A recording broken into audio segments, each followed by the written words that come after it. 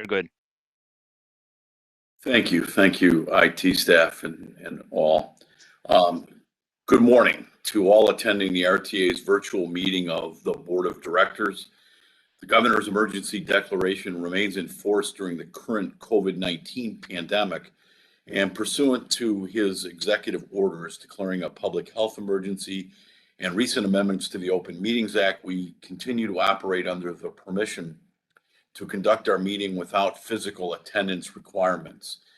As the head of the public body, I find that it is not prudent or practical to hold an in-person meeting today or have staff or any members of the board at our headquarters during this meeting. So let's review the guidelines for today's meeting. Keep your audio on mute as much as possible to minimize background noise, which may impair the recording. When you have a question or comment, please raise your virtual hand. The board secretary will call on board members who have raised their hands one at a time. When he calls on you, lower your hand and unmute before you begin speaking. When we get to voting, if we do so today, please raise your hand to make a motion or a second. The board secretary will identify who is making the motion and the second for the record. After he announces the motion and second, please lower your hands. Any questions at this time? I think you're all pretty seasoned on this way of having our meetings. Seeing no questions, with that, I will now officially call the meeting of the Board of Directors of the Regional Transportation Authority to order, and you can remain on mute, and I will recite the Pledge of Allegiance as is customary before our board meetings. I pledge allegiance to the flag of the United States of America and to the republic for which it stands, one nation, under God, indivisible, with liberty and justice for all. Thank you. With that, Mr. Secretary, please call the roll.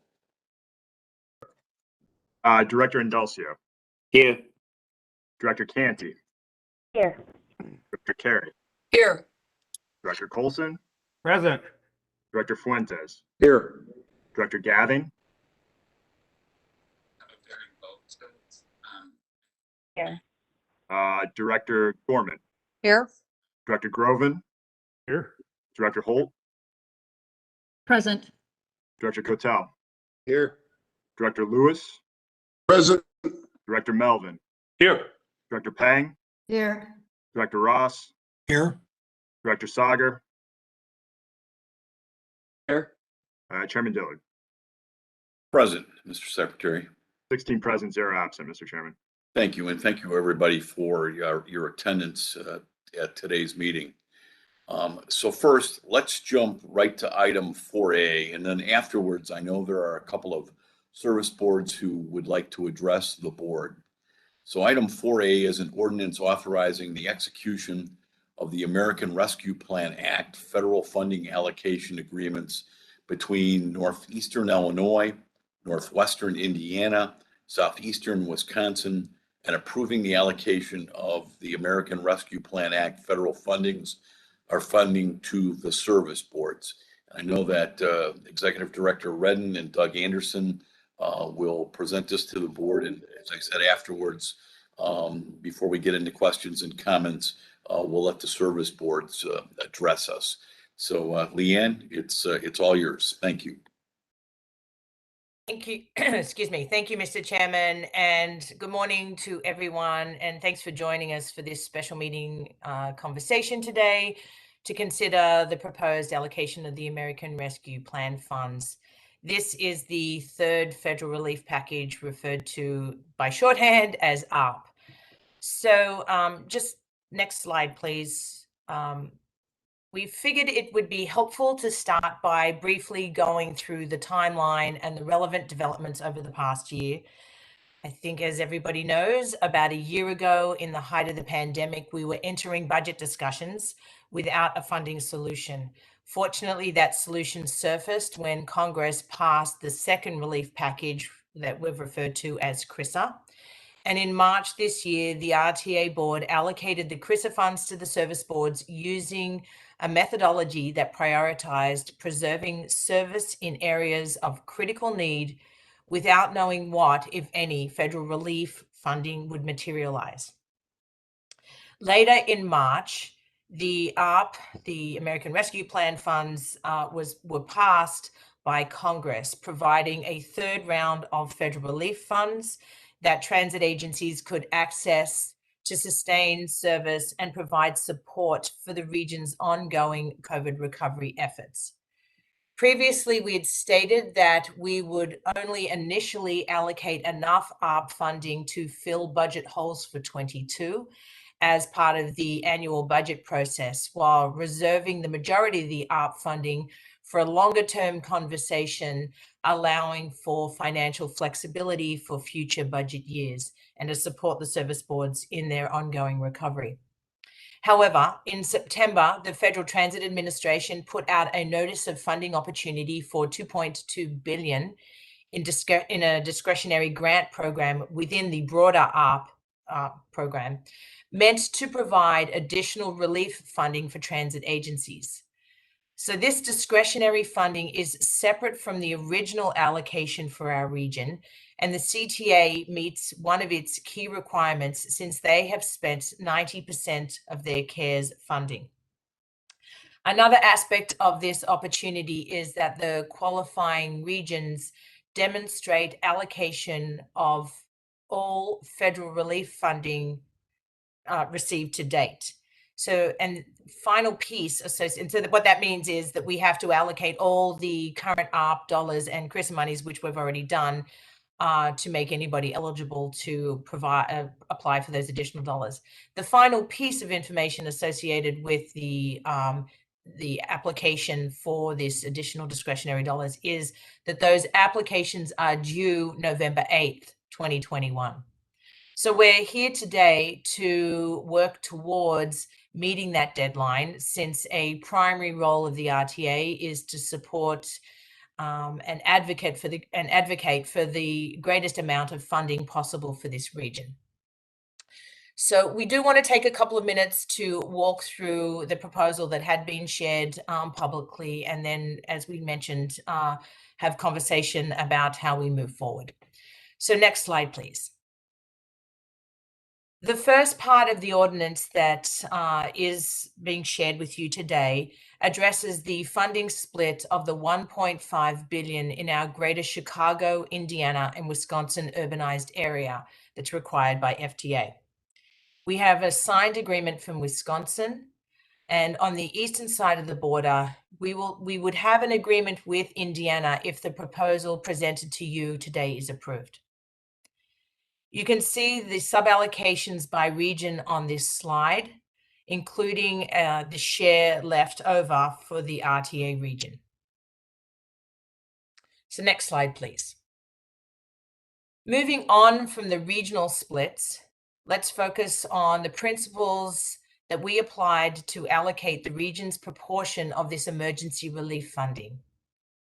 Before I touch on these principles, I wanted to say a few words about the board's continual role in budgeting, monitoring, and future actions.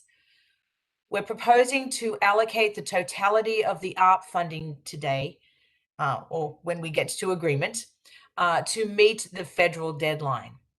If approved, and that's the November 8th deadline, if approved, this board will maintain an active role in ensuring that these funds, along with all the funding available to the service boards, are spent efficiently, and that there is sufficient funding available to continue running the service necessary to serve the needs of our region's transit riders and the taxpayers. As the regional budget process progresses over the next month and a half, the RTA board still has key budget decisions to make regarding the service board's 2022 budgets and their 2-year financial plans, and how the availability of the ARP funding impacts those budgets. The board is still in a position to maintain long-term regional flexibility through continuous monitoring and oversight of all public funding available to the service boards. So we look forward to having continued discussions on this throughout the remainder of this year and into future budget years about how best to balance the region's interests. So moving specifically on to the principles that we are using to drive the proposal that you have before you now. And these are the same proposals or principles, I should say, that we discussed with you at our last board meeting a couple of weeks ago. And our first step was to fund the service boards for 2022. The service boards submitted their proposed budgets to us a couple of weeks ago. We have analyzed the proposed budgets for each of them and determined where budget gaps and deficits were likely to exist in next year's regional budget. With the federal relief funding available for the next several budget years, we think it is important to ensure that no near-term service disruptions would result from the 2022 budget deficits. The first step in our allocation process was to direct the funding to the places necessary to fill those near-term budget gaps. And the second principle is used to provide stability through the recovery from the COVID-19 pandemic. We acknowledge that based on the current federal relief spend down and existing available revenue, each of the service boards is not in the same starting place when it comes to preparing for long-term recovery. This proposal allocates funding sufficient to bring each service board back to pre-pandemic projected fair revenue levels through the third quarter of 2025. This allocation, in conjunction with higher than average expected state and local revenue funding sources, will allow each service board to operate for the next three plus years. This will provide the region with the flexibility and timetable to engage in really what's going to be difficult strategic discussions that need to occur regarding how transit needs to evolve in our post-pandemic world. And the third principle uses ridership and fare loss as a common metric. Our proposal that's before you today and has been shared publicly utilizes each service board's fare revenue estimates for 2023 and 24 as the metric for determining the amount of estimated lost fare revenue for the years of 2023 through 2025. And although the budget needs and circumstances for each service board differ, a commonality between all three operators is the need to fill the deficit caused by the decreased ridership and the loss of fare revenue. So to summarize, after fully addressing any projected 2022 budget shortfalls, the staff's recommended ARP allocation recognizes that service board expense levels beyond 2022 are uncertain and instead effectively makes each service board's fare revenue whole to a common point in time, leveling the revenue playing field respectively for all three operators well into 2025. So I'm now going to turn it over to Doug so he can walk through the numbers that have been publicly shared, and then I'll just conclude the conversation. And then, as we've said, we'll move into some discussion from board members and presentation from service boards. So Doug, take it away. Good morning, Mr. Chairman and directors. Next slide, please. This is Doug Anderson, Manager of Budget and Analysis at the RTA. I'm here to walk you through how those principles Leanne described translate into the specific funding levels of the proposed ARP allocation. RTA's tentative apportionment of the ARP funding after the UZA split stands at $1.497 billion, shown in the upper right corner of this slide. First and foremost, RTA's proposed allocation addresses any shortfalls above and beyond existing relief funding shown for 2022 in the proposed service board budgets which RTA received on October 15th. I'm on step 1 in the table, which utilizes the first $249 million of the regional apportionment. Since PACE's proposed 2022 budget is balanced with existing CARES Act funding, no step 1 allocation is made to PACE. Importantly, making this step one allocation to fully fund the stated 2022 shortfalls does not mean that you as a board are today accepting the 2022 service board budgets.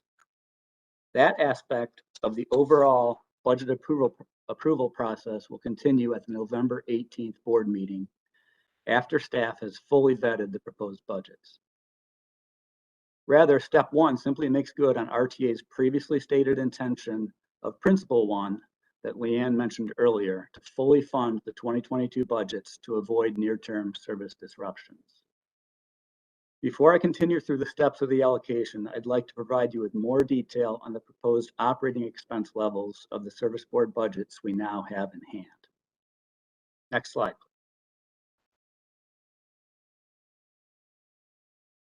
Service board budgets were submitted on October 15th. It quickly became clear that the service boards had taken significantly different approaches in the development of their proposed budgets and financial plans. This table shows the growth of each 2022 budget and two-year plan expenses versus the pre-COVID expectation for 2022. Each service board's 2022 expenses are higher than the pre-COVID benchmark, and each continue to escalate farther above that benchmark in 2023 and 2024. But what's most important to note is that those rates of growth differ significantly between the service boards. And therein lies the problem with allocating relief funding based purely on stated need.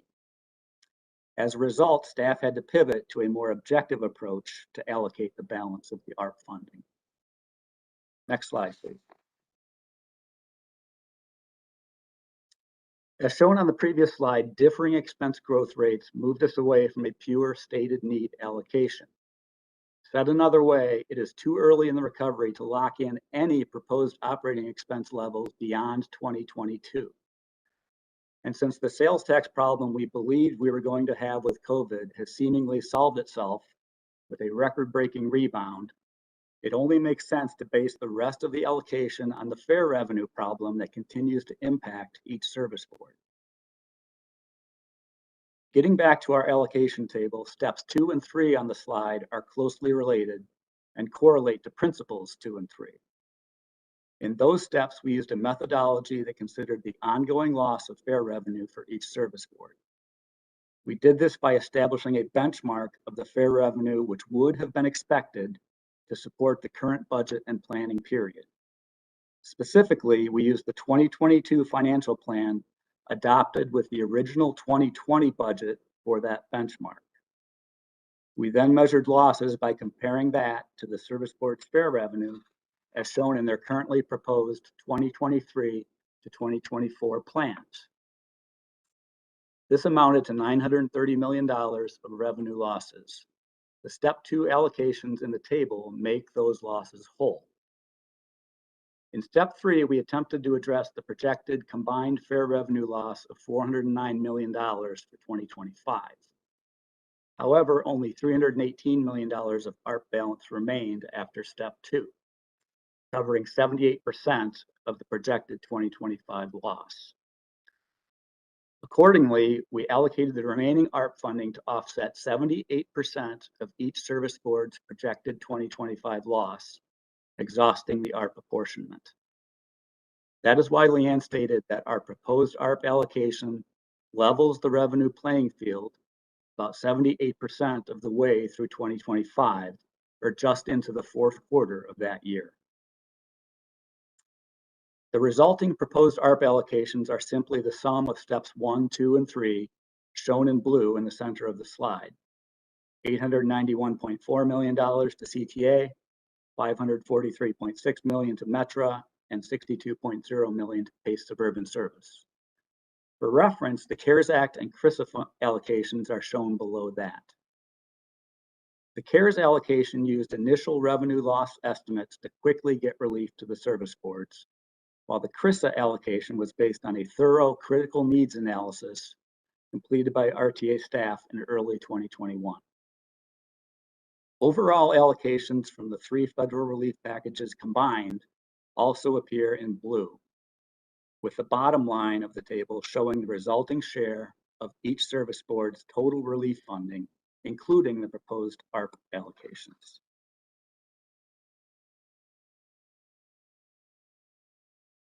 Our methodology used different measurements across a number of budget years to determine what we believe is a fair allocation.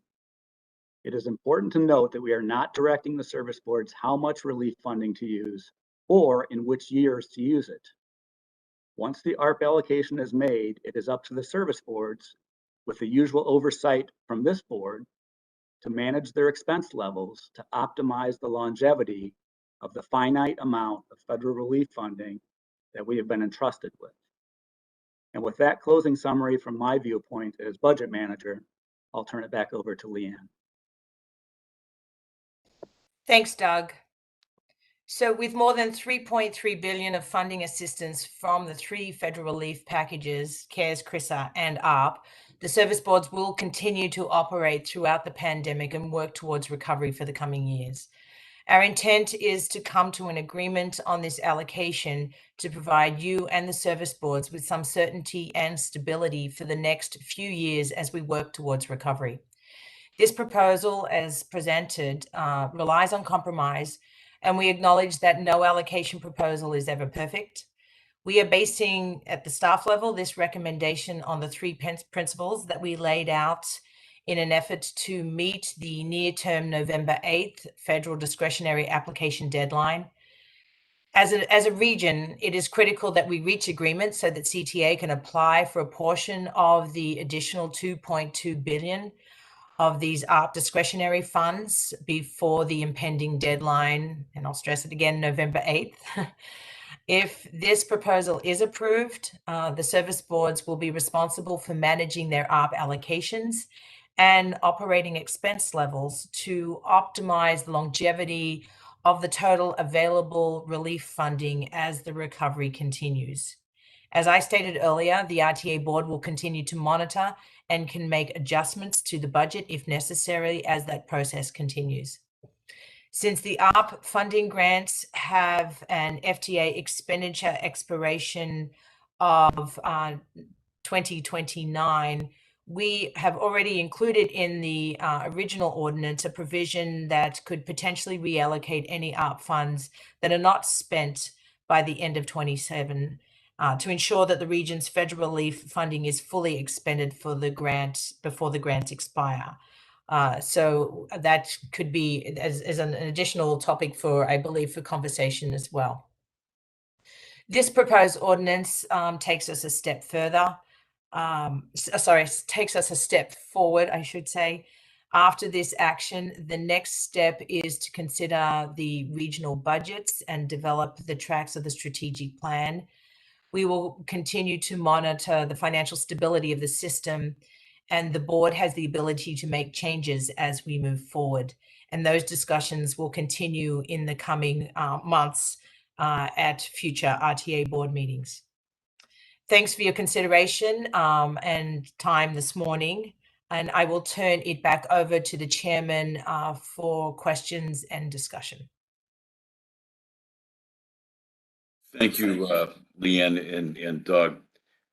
So before we get into questions and comments from the board members, I know that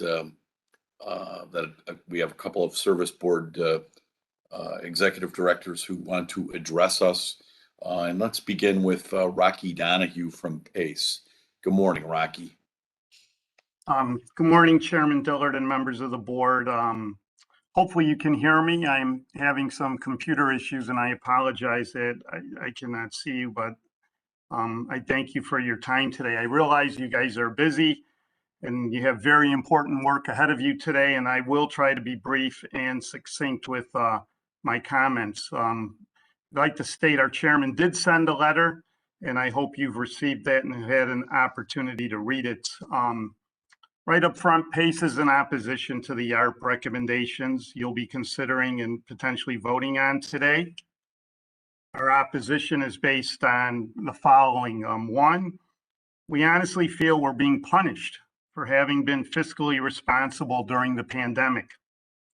By not continuing to operate unproductive service, or quite honestly, bringing back more of that unproductive service into our 2022 budget, That's why we don't have a larger budget deficit. The proposed ARP share of 4.1% to PACE is not only unfair, but supposedly justifiable because we don't need more funding. Quite honestly, due to our fiscal responsiveness. Approving this allocation is basically accepting that there are no additional needs for transit in the suburbs. That it's okay to invest only 4 cents on the dollar to the one service board that primarily serves the suburbs. And it is somehow responsive and okay to invest 96 cents on transit that primarily supports the central business district and the rest of the city of Chicago. The belief that we don't need additional funding is also disheartening. The second largest city in the state of Illinois, Aurora, bus service ends at 7 p.m. during the week, and there is little to no weekend service due to exactly what we are discussing today, the amount of funding we invest in the suburban bus system. The third largest city in the state of Illinois, Naperville, has essentially no fixed route bus service for the same reason, the lack of investment we provide to the suburban bus system. Lake County would like to expand their Dial-A-Ride program countywide. Will County is launching a study to expand its Dial-A-Ride countywide.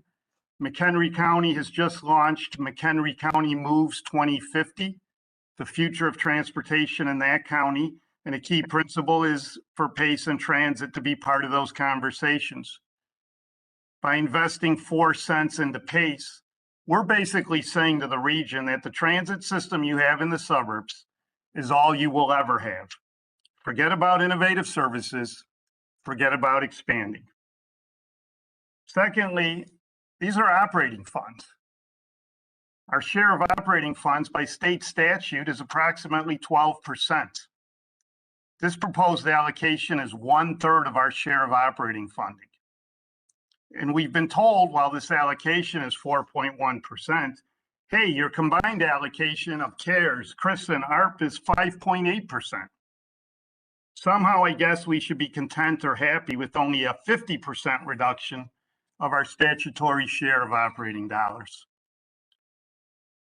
Third, during the allocation of CRISA funding, the RTA executive director came to our March board meeting. Our board asked her to come out. They were dissatisfied with the proposed CRISA allocations. And the PACE board takeaway from that meeting was CRISA would be a one and done. The same allocation would not apply to ARP funds. PACE would not be treated the same way. We didn't like the allocation of CRISA funds, but we accepted it. And we trusted the word of the RTA executive director. We received 4.5% of the CRISA funds, and we're slated in this proposal to receive 4.1% of ARP funds. I guess technically you told us the truth. It's not the same, it's less. I don't want to state we feel we've been lied to, but I guess it's the old adage of fool me once, shame on you. Fool me twice, shame on me.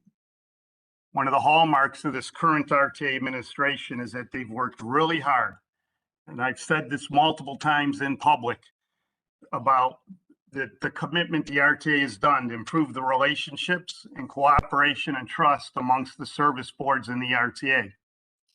Unfortunately, this action may set us backwards to the days where we didn't trust the RTA. And quite honestly, for the same reason I'm here today, PACE getting the short end of the stick. 4, RTA's had access to these funds for 4 to 5 months. In that time, I was invited to one meeting with the RTA concerning ARP negotiations. And I was invited to exactly one meeting with my counterparts at RTA, CTA, and Metro. And I would not describe those meetings as negotiating sessions, but more of, here is what we, the RTA, are doing. It's true, PACE finance staff had 2 discussions with RTA finance staff, but our finance staff do not have the authority to negotiate a $1.5 billion allocation. Unfortunately, if that was the belief, that's reserved for myself and the PACE board. So we've sat on this money for 5 months. We've had limited conversations and negotiations, and now we have a special board meeting to hurry up and ratify it. And it turns out RTA staff has negotiated PACE's share of ARP funds more with Indiana than they did with us. And you wonder why we feel slighted, skeptical, lacking trust, disengaged, and put that into the context of what we were told during CRISA. And finally, we're being told, but if you take into consideration the additional sales tax, you're going to be getting much more. Let's be very clear. The additional sales tax is not a result of RTA giving us anything additional. It is a result of the economy outperforming expectations. And those additional funds statutorily come to us by formula. Oh, and by the way, that formula is much greater than 4.1% or even the 5.8%. And it's just not PACE receiving these additional sales tax. It's CTA, Metra, and even the RTA itself receiving their allocated share of those taxes. I thank you for your time today. I encourage you to vote no on this proposition, and I'd be happy to answer any questions you may have. Thank you, Mr. Chairman and members of the board. Thank you, Rocky, very much. Just two quick comments, and we'll go to Director Drowinski. Obviously, there's a compressed time frame that we didn't plan on here, which probably limited some of our discussion and input with you. And the other thing with respect to Indiana, like southern or southeastern Wisconsin, they are a federal statutory partner of ours, and that is why we speak to Indiana. Plus, as Jim Derwinski, I think, will tell us in a minute, the South Shore Railroad runs on Metra's lines. So I just want to clarify, but Rocky, your points are well taken. And as always, and we'll laud you at our regular meeting coming up with your impending retirement. We thank you for your service and input, and obviously your passion on behalf of PACE, where you've worked so long, so well for your riders. So I really appreciate your input, Rocky, and we take it seriously, very seriously. So with that, Nadine or Jeremy, Jim Derwinski, are you on the phone?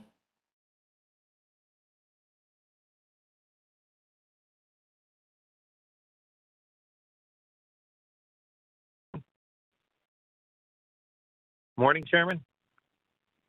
Good morning, Jim. Is that you? Yes, I can hear you. I can hear you. Do you hear me? Super. Yes, yes, we can. And thank you. I know you are I think on a college visit, and we very much appreciate you on this important topic, dropping what you're doing for a few minutes to address us. So the floor is yours, Mr. Derwinski. Thank you. Thank you very much. And good morning, Chairman, again, and good morning, members of the board. I thank you for this opportunity to speak here today. I will be very brief. When Metra built its 2022 budget, it did it with two core goals: to increase service levels, to attract passengers back to the system. Our passengers have been much, much slower to return to the system, which results in our fare revenues being much behind of our earlier projections. One thing that we've learned through this pandemic is that the frequency of service is one of the core reasons that our passengers choose Metra. All too often, I hear from employers downtown that my people would be coming back to the office, but their trains aren't here. So we know that we have to increase the service level to start putting more passengers back in and start building back that revenue that's so important to the region.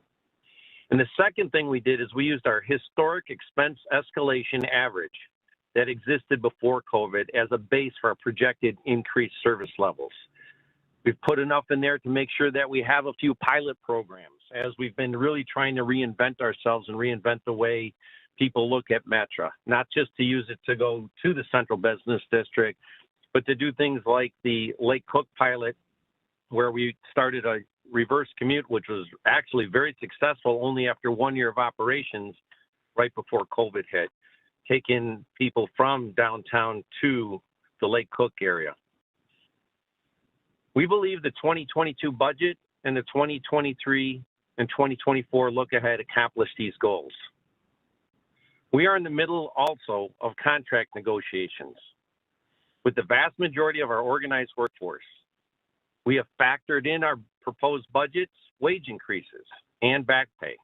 However, beyond the current offer, there remains a significant gap depending on the outcome of these negotiations.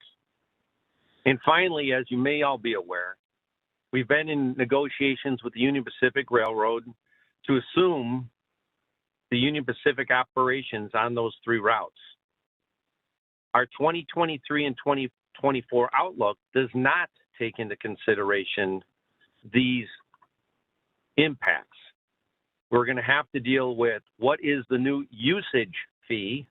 We're going to have to deal with what is the rent for things that right now we currently just pay under the PSA. And then finally, I'll just touch on Indiana and the South Shore Railroad, Northern Indiana Commuter Transportation District.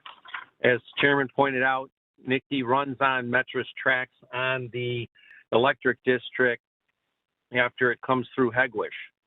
Metra has a PSA with NICD to operate the Hegwish station. Metra has a trackage agreement with NICD to operate on the Metro Electric line. But the biggest thing is the $2 billion investment that NICD is moving forward right now with FTA funds on their double track project and their Westlake project. They have multiple agreements with Metra to provide additional service and significant investment using Indiana dollars in the Metra system up at Van Buren and 11th Place. That concludes my comments today, and I'm available for any questions if you may have any. Thank you, Jim, very much. I believe, and I'm delighted, Dorval Carter from the CTA. Dorval, you want to address us, and thank you for making time for us today. Thank you, Chairman, and thank you to yourself and the member of the board for giving me an opportunity to speak to you today. I also would like to address the proposed allocations, and I, along with Rocky Pace, are in direct opposition to the proposed allocation that's being presented to you today. And let me give you my explanation for why I feel that way. There are 2 things about the allocation that I find unacceptable. One is the fact that while we understand that RTA has tried to come up with a methodology for allocating the funds based on revenue, the impact of that allocation results in Metra receiving $40 million more than they have identified to date as their actual budget need to fill any gaps that they may have as a result of the pandemic. And I remind this board that when Congress appropriated the funds for the Emergency Relief Fund, it was intended to address our budget gaps, whether it be revenue or expenses. It was intended to provide us a way to stay whole and to continue to provide the services that we provide to our community.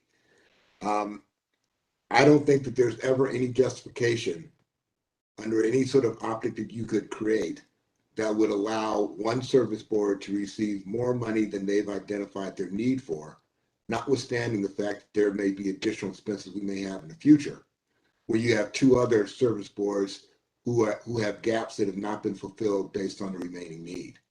I would also point out to you that the equity of that kind of decision also is very poor.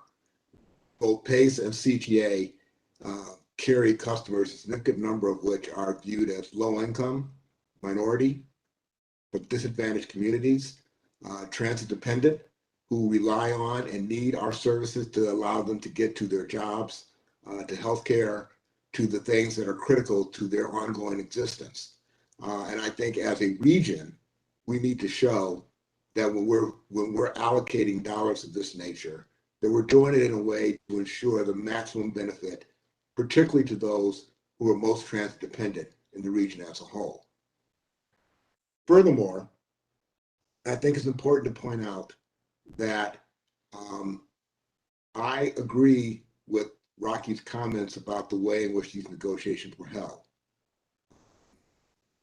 We certainly understand that the negotiations have to occur between Indiana, Wisconsin, and Illinois, first and foremost, in order to determine what the allocation is that's available for us.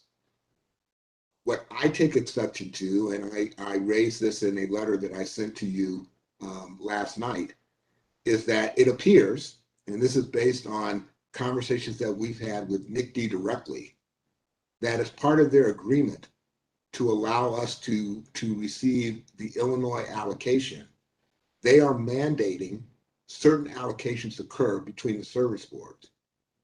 I can tell you that in my 30 plus years as a member of this industry, I have never heard of an entity outside of our region dictating decisions that, quite honestly, are solely within the statutory authority and purview of this board.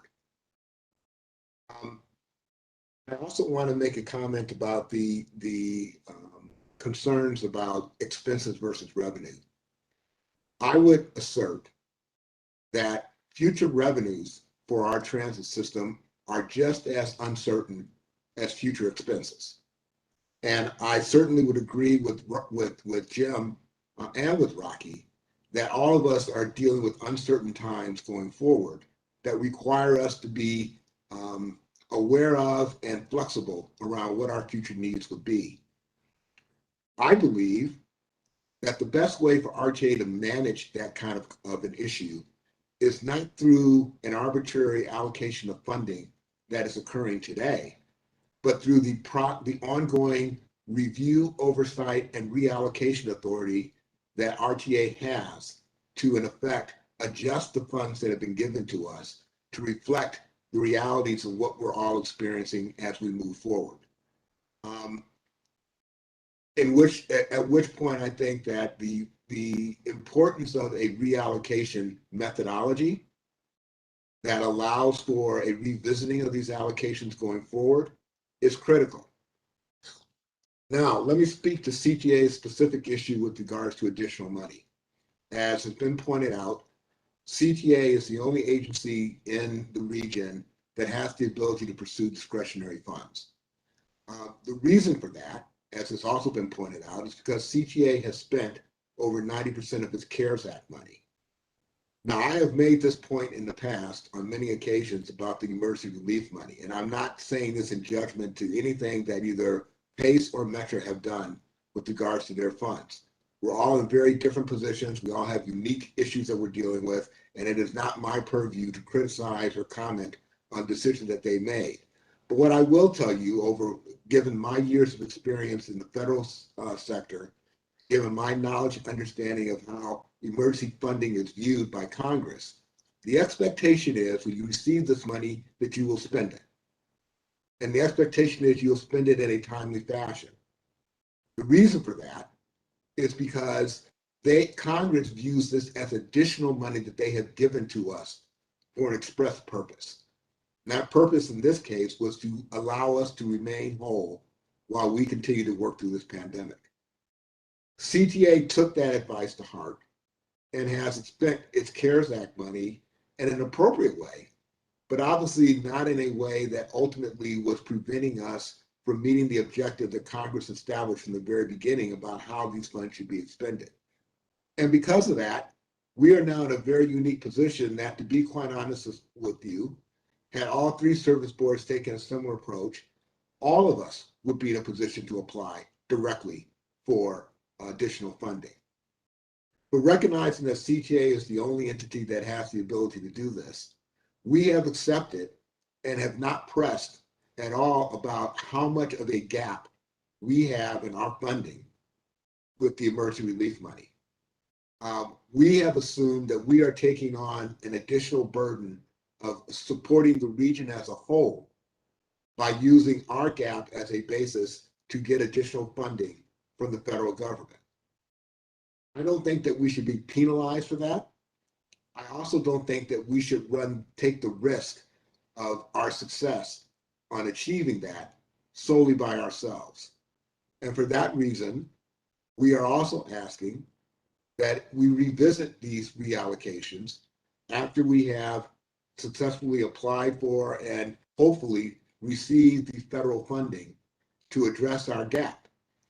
If the funding that comes to us completely fulfills our gap, then there's nothing else that we need to discuss in terms of reallocation at this time. But if we are unsuccessful and we end up not getting enough money to fulfill our gap, we would like for the RTA board to revisit the reallocations and look at what we should do to adjust those allocations to reflect a common understanding and practice that we have followed for many years today, which is we all sink and we all rise together. It has been a very successful strategy for us. It has been a strategy that has allowed us to be unbelievably successful in our capital campaign at the state level.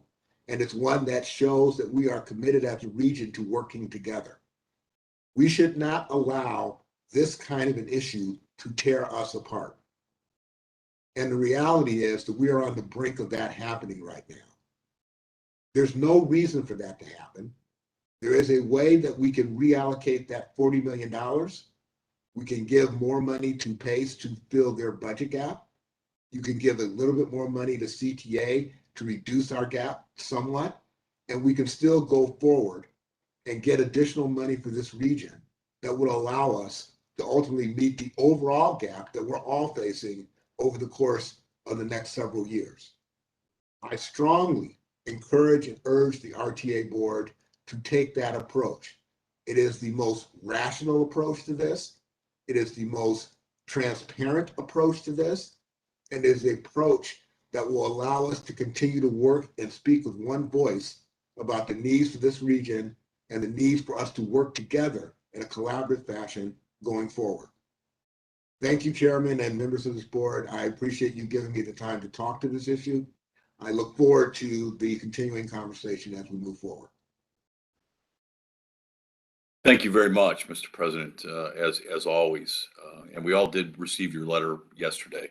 So thank you, your joint letter with from Mr. Donahue.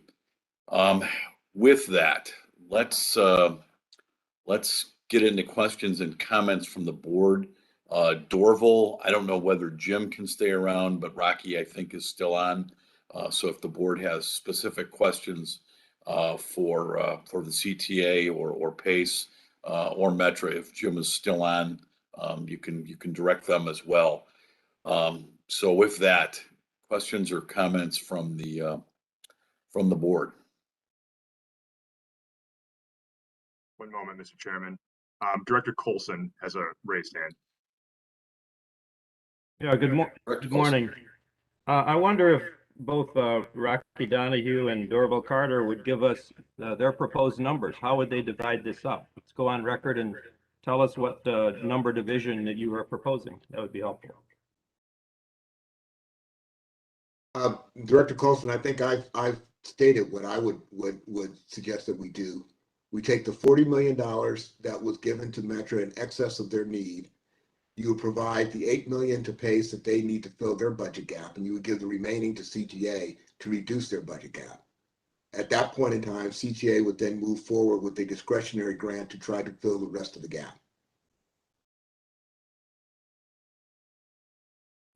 Thank you, Director Colson. This is Rocky Donahue at PACE. This, I guess it really comes down to the principles of what the RTA board and the staff want to do as it relates to dividing the money. We were asked, I would say, a very similar question. The PACE staff was asked this, and we had suggested, because these are formula funds, they be distributed by the state allocation of formula funds, which would provide PACE about 12%. If we're going to fill budget gaps, then I agree with Dorval. At a minimum, we should get an additional $8 million. I realize the budget gap is more than all, so maybe you could say, oh, well, why should PACE get it fully filled and CTA not? But I think it goes back to Dorval's point of he's kind of, I'll use my term, taking one for the team, because he has the ability to get additional funds from the feds of up to 2 billion. I don't think he'd get all of it, but arguably up to it. And we don't have that ability. But our original proposal was these are operating dollars. And why are we creating a different formula for allocating operating dollars in the region? But that's really something you guys have to determine what those priorities would be.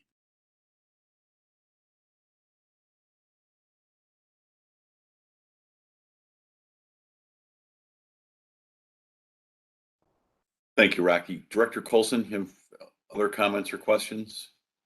I would just note that if we don't have some allocation by November 8th, CTA is going to miss the vote on the 2.2 billion, and I don't think any of us want that. Agreed. And Dorval's shaking his head yes, too.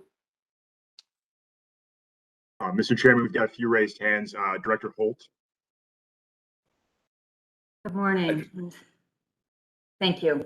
I've got a couple of things to say, but I thought I would just start with a question and then cede the floor because I know there are other people who have questions and comments, and then perhaps come back with my additional comments later. I just would like a little bit of clarification on this Indiana issue, and to make sure that I'm understanding it appropriately. If I am both the comment that Leanne made, as well as the comments that from Rocky and Dorval, and even from Jim, that the allocation that we're discussing, or the allocation in agreement with Indiana, is contingent upon us agreeing to the allocation that's been put forward before us today, and not a matter where we have agreed with Indiana on how much Indiana will receive, and then it is up to us as this region to make our own decision about the allocation in agreement with our service boards. Is that a correct understanding? And I think perhaps, Chairman, I don't know if that's you to answer that, or perhaps that's the staff and Leanne to answer that, but that's my understanding of what's been said today, and I just want to make sure that that's correct. Leanne, you want to answer that? Yeah, Mr. Chairman, and I don't want to put specific words in Indiana's, I don't want to speak for Indiana per se. What they have expressed to me directly, and had conversations with them, that they have said that they would accept the proposed allocation of the $3.4 million to them off the top of the ARP allocations. Their additional statement was that they wanted to ensure that Metra was good with the proposal. They had not said to me that they were specifically looking for individual numbers, and had specifically said, accurately, that they had not been involved in the conversations about the split within our region. They, I believe that they had taken, then when they saw that the materials were posted, they did take the language from the proposed ordinance and did add that as a note within their response back to us this week. However, they have not said to me that they are making it contingent upon specific numbers. And Jeremy or Jill, I don't know if you wanted to just confirm that that's a fair and accurate statement based on any other conversations you may have had. Yeah, hi. I think that is fair. I think it is our understanding, if the allocations do change, that we need to go back and discuss them with Indiana to reach agreement. Mr. Chairman, can I speak to this issue for a second? Yes, sir, please. So we have had our own conversation directly with NICD about this issue, and I just want to convey what our understanding is, and whether or not this ultimately is RTA's understanding or not, I'm not going to get into. But we specifically, contacted the head of NICD and said to them what is going on with this issue in the allocation. They were very clear to us that it was their expectation that Metra was going to get the extra $40 million, and that in their opinion, Metro has historically not received an adequate level of funding for their operations. They made specific reference to the fact that they have not been able to access the RTA discretionary funding on the operating side, and that it was, quote, doing a good thing for our sister commuter rail system in Illinois. So I without getting into motivations or anything like that, it was pretty clear to me what the motivation was. And let me be clear about this. I am not suggesting, nor am I stating that Metra had anything to do with this. But what I walked away from that conversation was that NICTE was engaged in a totally inappropriate level of, intervention in the decision-making process that is wholly and solely been within the purview of the state of Illinois and RTA specifically. I'll let Leanne comment on that again. As you know better than anybody, President Carter and to the board, the Northwestern Indiana Railroad, South Shore, operates on their lines, and they don't call it the Brotherhood of Railroad Operators or Sisterhood for nothing. Those railroads do stick with one another, and they operate on each other's tracks. Leanne, you want to respond to that? Well, I totally understand that, Mr. Chairman. I'm in some brotherhoods myself of urban city transit systems. But I can tell you that I've never, ever have thought about contacting the NPO in Indiana and suggesting that Gary PTC should get more funding than they're allowed to under any federal allocation that comes to them. Sisterhood and brotherhood notwithstanding, there are lines that you don't cross. And one of them is the jurisdictional boundaries between our states. And so I'm just making that, I have to tell you, I found that aspect of this conversation and this negotiation the most offensive of everything that we're dealing with here. You should have broad discretion to make whatever decision you think is appropriate for this region.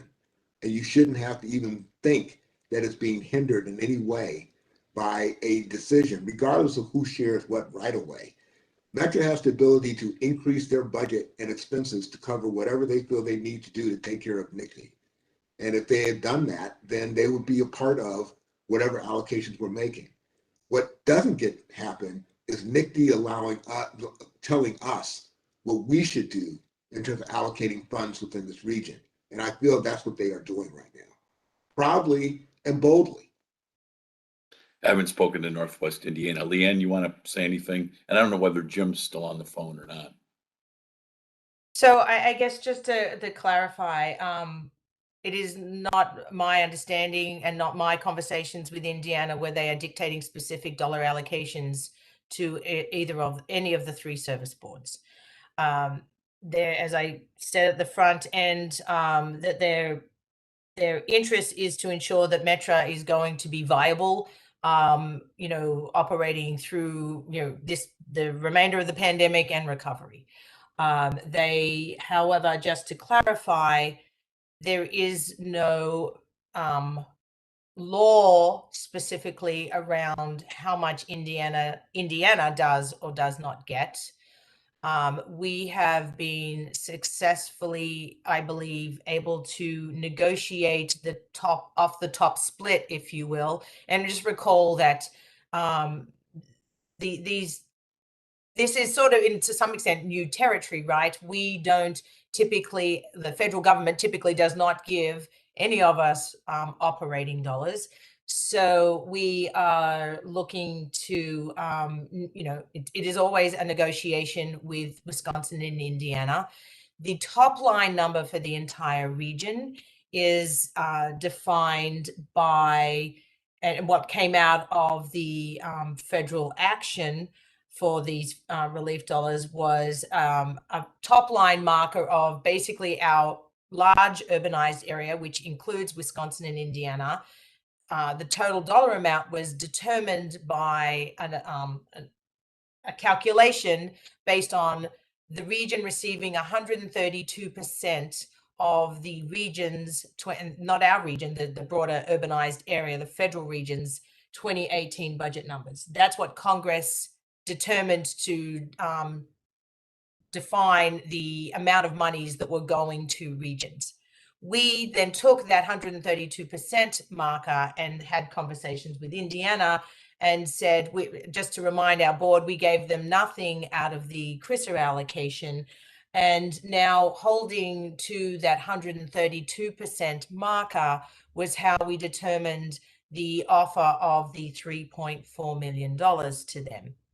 Indiana knows that they have to, we all know that they and Wisconsin need to equally be party to the sort of top line first cut split letter, as it's called in federal parlance, which would dictate the split. And that was the first slide that I basically showed you of the amount of monies we are proposing, and we had agreement with Indiana to give them. And so that's the clarification on that. And as I have now said twice, that the only additional comment that Indiana has made to us was that they were willing to take $3.4 million as their share, with the understanding that Metra would be comfortable with the allocations, not determining specifically what they were, but just a broad statement of that Metra would be, what Metra's proposal, what Metra's share would be good with Metra. And that is where we left it. With all due respect, that's not what you told me previously. When I raised the question of why is Metra getting $40 million than you need, you said it was because that's the only way we can cut the deal with Indiana. So, what the truth is here, I don't know, but it wasn't we need to make sure Metra's comfortable with whatever it is that they're going to receive. It was, we have to do this in order to get the deal with Indiana. Chairman Dillard, this is Rocky Donahue. If I may just add briefly Pace's comments on this. Sure. We did not have conversations with Nick Diesel or with Metra, quite honestly, with RTA on this. And that gets kind of our crux of what I said earlier, is we've been completely left out of these negotiations pretty much altogether. But more so in my 40 years in this system. And I know we have to have deals with Northwest Indiana and Southeast Wisconsin on all types of funding arrangements. I've never seen a paragraph added on any agreement from either Wisconsin, Indiana, or quite honestly from Illinois to them, specifically stating down to the dollar what our service board is supposed to get. And yeah, I get this is, well, maybe hopefully a once in a lifetime pandemic is related how the federal government did it, but I don't recall seeing these when we allocated CARES. I don't recall seeing this language when you allocated CRISA. So our skepticism on Pace's part is, quite honestly, this is contingent that Pace gets exactly 61,963,074. What if this board said, no, Pace, we're going to give you 62, as the slide says, so this deal's null and void? Because they've dictated what you have to do here. And I, in 40 years, have never seen that happen. I've seen we have to sign contracts a lot, so I am very well aware they are part of the bigger region. But I guess my question is there ever been language like this before as it related to CARES or CRISA? No, you are correct. There has not been language put in on CARES and CRISA and just to clarify that, NICD, what my understanding is, NICD took and it wasn't NICD, it was actually the MPO there, took the language that was in the proposed ordinance just based on the public posting of that and chose to include it. It's not them driving the allocation per se. I believe our intention at the staff level was to go back to Indiana and once there is a deal approved, have them sign a clean split letter that would not include those dollars, that allocation, because you're correct, it is not in their purview to dictate the split in our region, that is the RTA's board responsibility. Yeah, which I guess raises the question of why did they do it? I think that's an ongoing question for Indiana, and I think part of the continuing discussions to resolve. Is Mr. Dewinski still on? Mr. Chairman, I believe he was having a connection issue and might be signing back on now. So maybe we can come back. Jim, are you on? If not, let's go on to other questions or comments from the board. One moment, Mr. Chairman. Director Indalcio has a raised hand. David?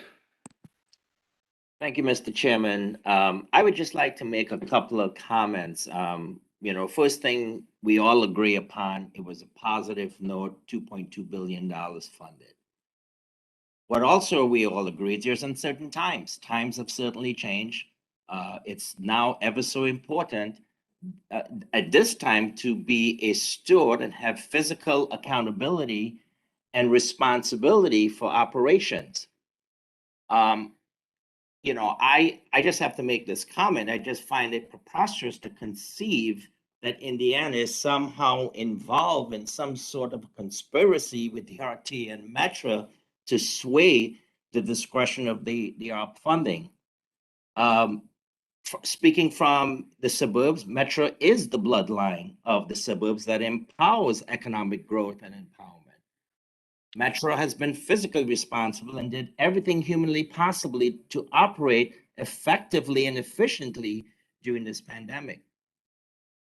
And hearing some of the conversations, Metro provides service to all the way up to Wisconsin. Metro provides service to the suburbs, workers, and students. Metro reduced its services during the pandemic to be physically responsible. They are working diligently to bring back service to optimal levels. And I understand the whole government and funding allocation. You get a grant, you spend most of it, then it makes you eligible. I don't know how that formula doesn't create a bias for funding. So I just, this, again, we've come up with this allocation depending on the needs today and the future needs. There's been a lot that have been vetted by the RTA staff. And I'm in support of this funding allocation. So that's my comment. And I just wanted to voice that, Mr. Chairman. Thanks, Director Indalcio. Jeremy, who else has their hands raised? Mr. Chairman, I've been told maybe we go back to Jim Derwinski. I think he's unmuted now. Hi, Jim. I don't know whether you heard any of the discussions about Indiana and actually allocating in our ordinance an amount for Indiana, but anything you want to comment about your discussions with or our discussions with Northwest Indiana?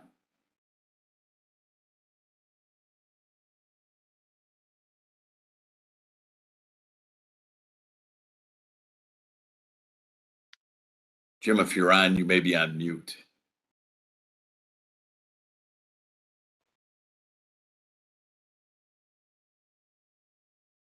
Why don't we jump to Director Sager, Mr. Chairman? Okay. Dr. Sager, we'll see if Mr. Dewinski's back on. Dr. Sager. I am certainly grateful to those who have expressed their positions and their concerns, and I understand that there are many impacting factors that we need to consider. I'm afraid, though, that we're becoming somewhat diverted as we start to talk about the agreement with Wisconsin and northwestern Indiana. I think that we just have to be very blunt about it. And the concern is the division of money that we have available to us, which is basically $1.497 billion. The dollars are the dollars, and the question becomes how you're going to distribute that between the three service boards. And I think that's where it comes down to. And I think that's the agony that we're all going through and that everyone accepts. So all due respect to Mr. Carter and Mr. Donahoe, I think that we are going to struggle with that question, and that's been the consistent question. And I do agree with some comments that were made by Mr. Donahoe as he was talking about the fact that there is responsibility which has been accommodated by service boards in terms of being fiscally conservative and approaching things in a very responsible manner because of the lack of knowledge and understanding about what the future holds. This is uncharted times, and we've all said that multiple times over the years. And there has been a strong sense of fiscal responsibility in the half of the service boards.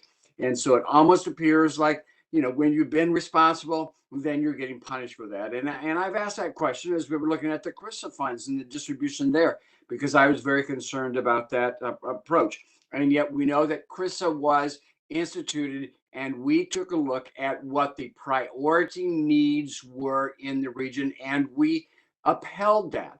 And that was to the expense, in my humble opinion, to Metra.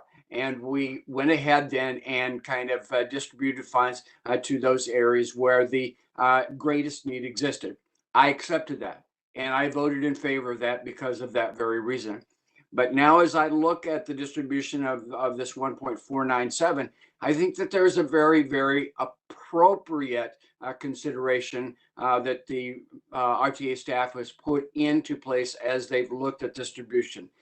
If, frankly, you are looking at taking away $40 million from Metra and redistributing that to CTA and PACE, that's going to be very difficult for me to support. I am willing to look at those dollars and those funds, but the money is the money. So $40 million, do we take it away from Metra? I would be very concerned about that because I think there are long-term expenses. And to say, well, the funds weren't spent by Metra earlier, we have to understand there's very, very different types of priorities.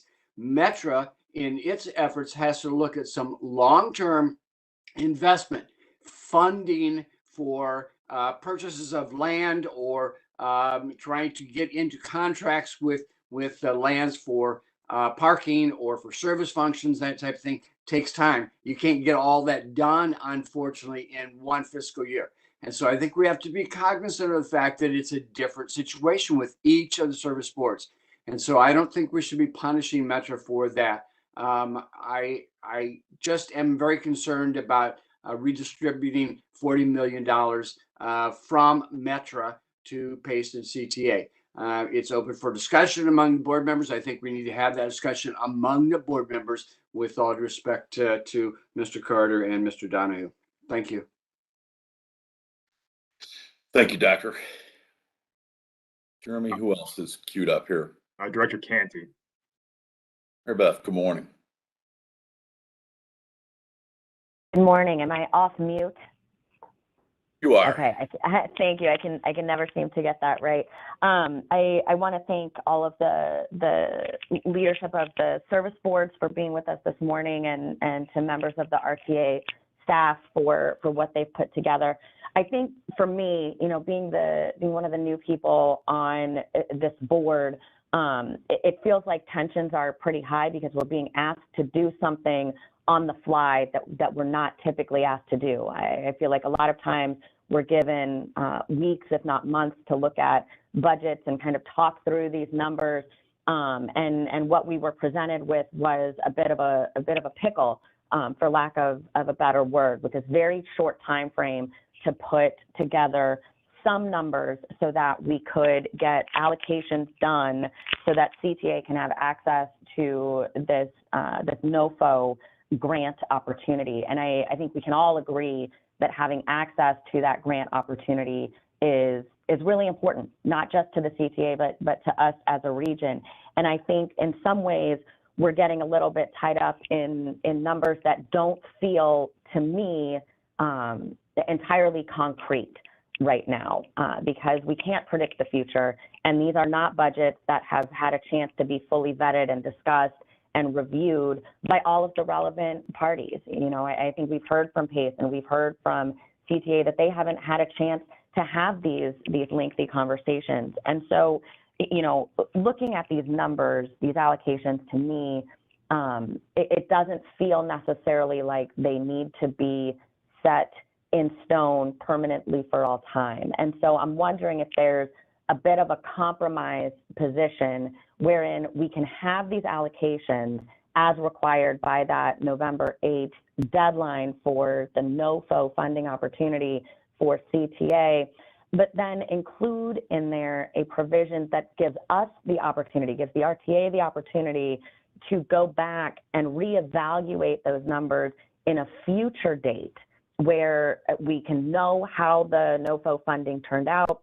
We can give everybody a chance to really go through and create budgets that make sense to them, and then have those conversations in the future. And I'm wondering if we think of this as more of a temporary solution that is not binding forever, but will get us where we need to be to get access to that NOFO opportunity for CTA. Well, this is an ordinance, so obviously we are always able to amend ordinances, although we clearly want to give some outline of stability for the three service boards. You know, we can obviously say in whatever ordinance we decide to pass here before the 8th of November that, you know, we can come back and revisit these numbers. But it's an ordinance, so we can always down the line, while I want Dorval and Jim and Rocky to have some certainty, we're always able to come back and review these things. Right, and I think what I'm hearing from some of the service boards, you know, is that they're not entirely sure that we will do that. So I'm wondering if it will give them that certainty if we essentially say on the record, we will do this, right? We want to have that opportunity. No, and as you know from our monthly board meetings, we are constantly revising numbers that come from the service boards. So we constantly do that. And I see by your location, you took Metro to work today. So I sure did. So I good. I very much want all of our service boards to be able to get back to a level that they feel comfortable with. I want people out there riding the buses, riding the trains. And as you know, Chairman Dillard, I'm a big fan of increasing access among the suburbs, right? So getting better public transit in between the suburbs where it's a little bit more challenging. So I very much want them to be able to be forward looking in that way. And I don't want to risk that opportunity with some infighting on this shortened deadline that we have right now. Thank you. Mr. Chairman, I'm told Jim Durinsky is unmuted and would like to speak, so maybe we can try one more time with Mr. Sure, Mr. Dowinski, have something to add, especially with respect to Indiana? Yeah, so if you hear me now, I love Yes, these sir. I love these technical difficulties that are part of our life right now. Looking forward to the first in-person board meeting, Chairman. Me too. I called Indiana and talked with Indiana and felt that he was mischaracterized in some of that, but I'm not going to get into the infighting here. The long and the short of it is Indiana's concerned, based on like what Executive Director Donahue said earlier, the way the Carissa funding went down, that Metro got a shorter stick than it normally would have gotten if it would have been using normal allocations, and they just didn't want to see that happen again. They have a commitment with Metro, as I described, which has huge ramifications if, in fact, we can't supply and provide the necessary services for their growth.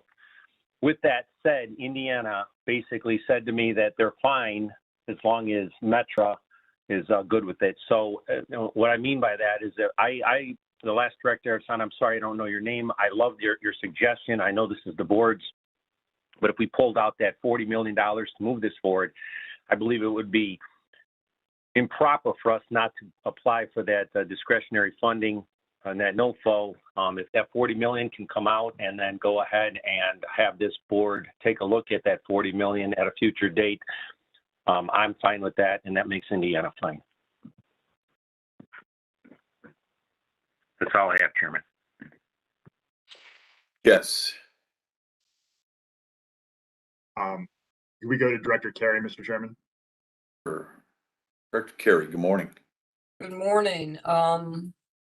I also want to thank the representatives from the boards, the service boards, for their comments and a lot of excellent information and excellent comments.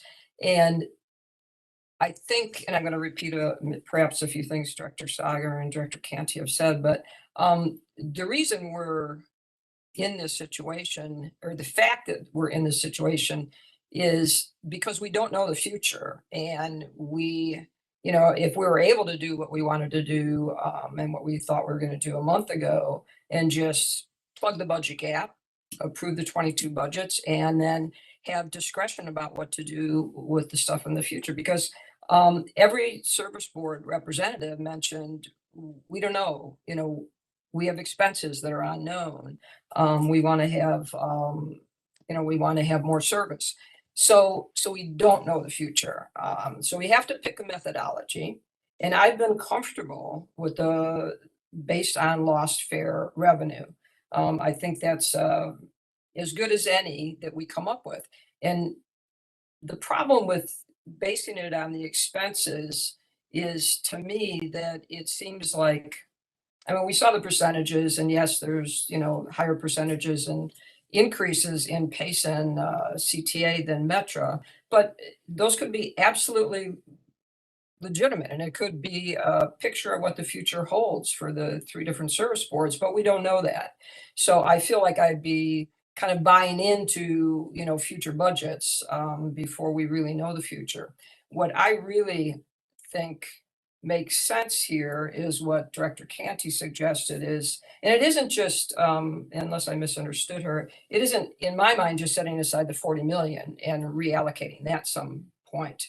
I ideally would love to be able to pass what we have before us today, move forward, allow CTA to apply and hopefully get a good chunk of money from the new opportunity. And then not in the spring, not even right after CTA knows what they get, but a year from now, when we're doing the 2023 budgets, look at, hey, where are we? Who needs money? How's it being spent, and go forward. If we can structure an ordinance that allows us to do that, and with certainty that, so the service boards realize that we are committed to reevaluating this, and as President Carter said, a reallocation methodology. That's what we really wanted to do in the first place. So if staff can structure something that does that, I would be comfortable with that. And one last comment, I'm not comfortable with taking the 40 million and dividing it between PACE and CTA, because to me, and it's not because I don't think anybody needs the money, I don't know, and which is our problem. But to me, then it becomes an endorsement of the expense methodology.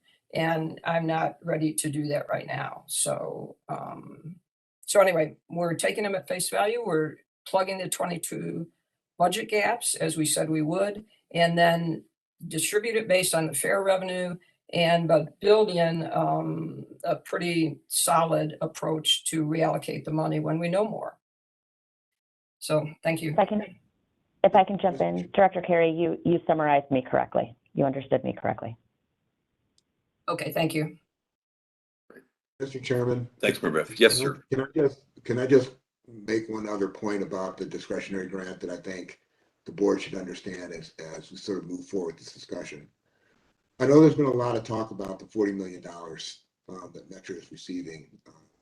I think it's important to understand that CTA will be pursuing discretionary funding from FTA, which means there's no guarantee that we're going to receive what we ask for.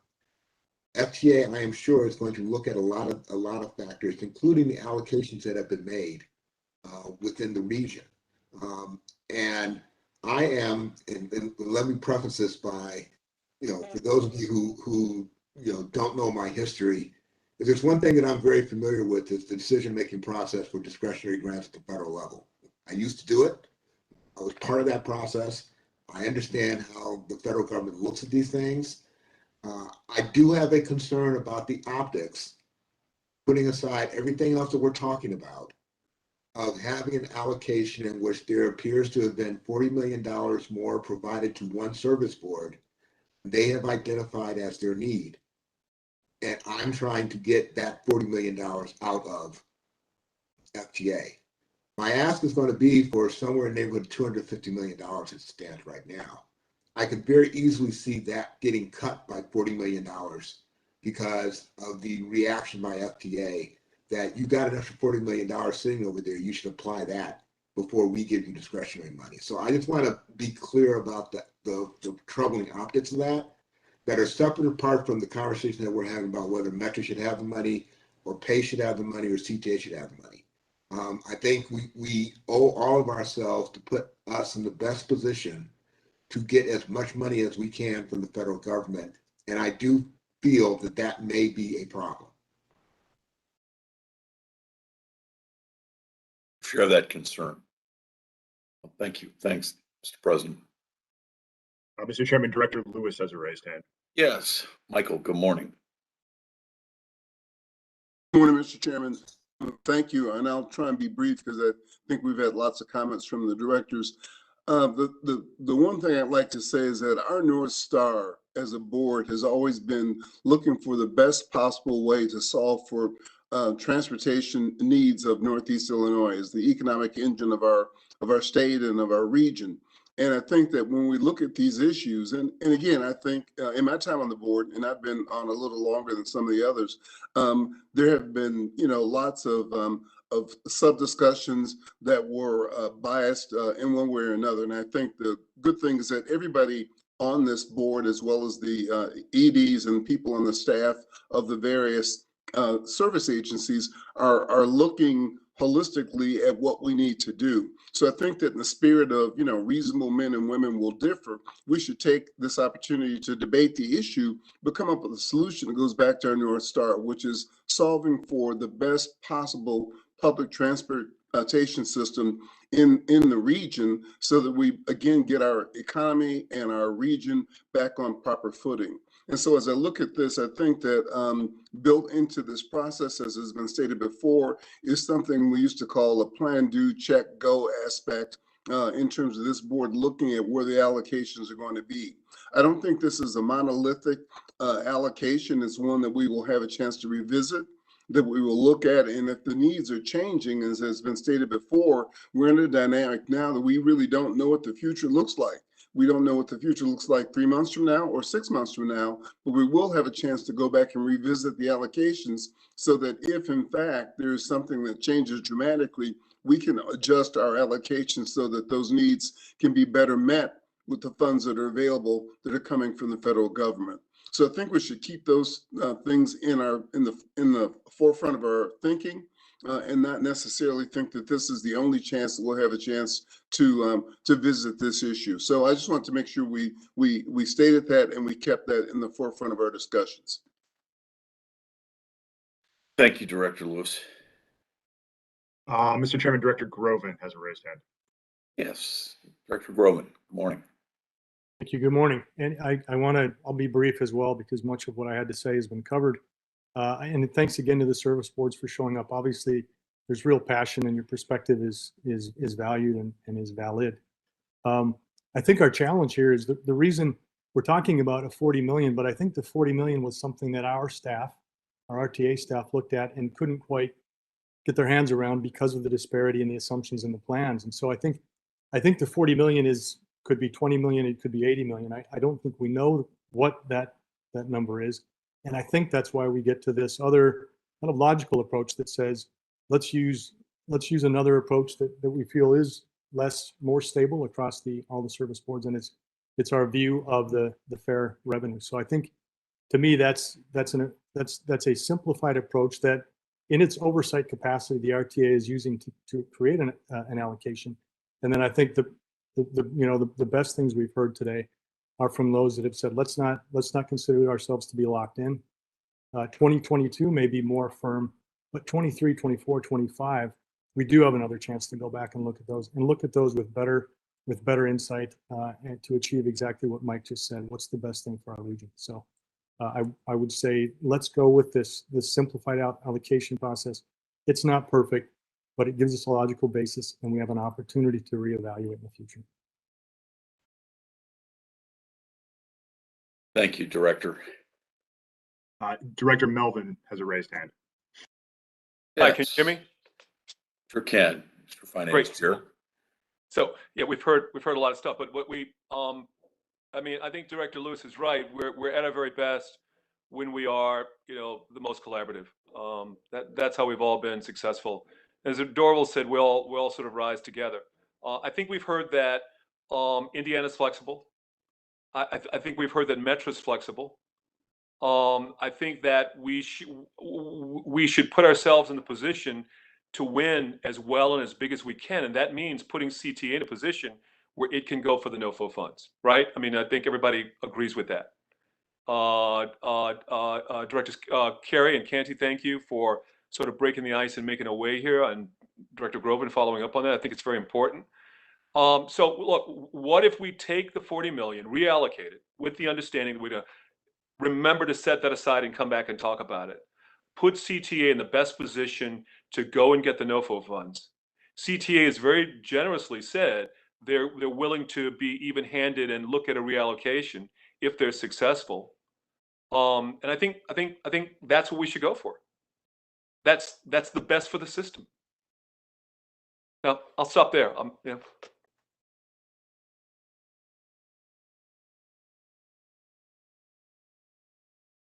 Thanks, Chris.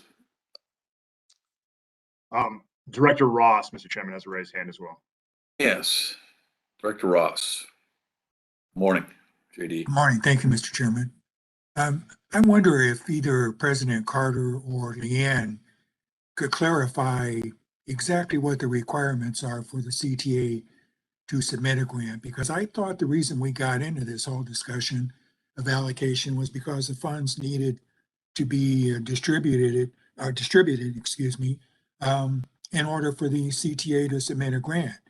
So if now we have all these discretionary options, why can't we go back to what we originally planned, which was only distribute 22 and then talk about out years later?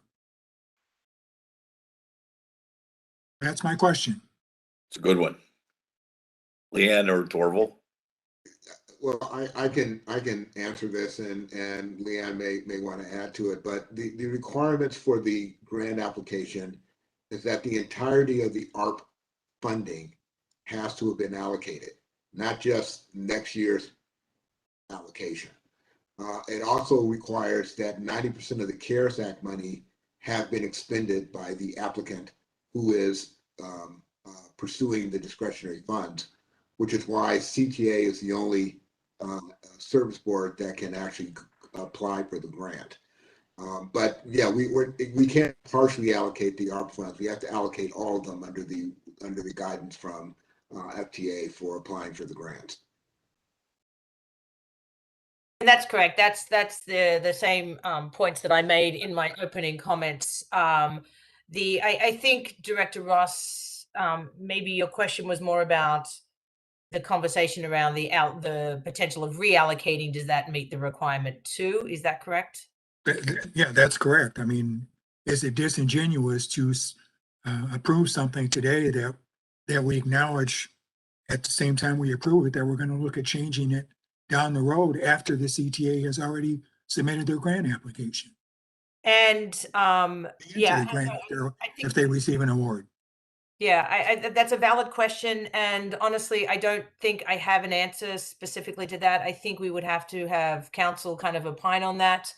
And we would probably need to have, and I'm not sure FTA initially, even at this point, has an answer to that specifically, because I'm not sure they've contemplated that specific question.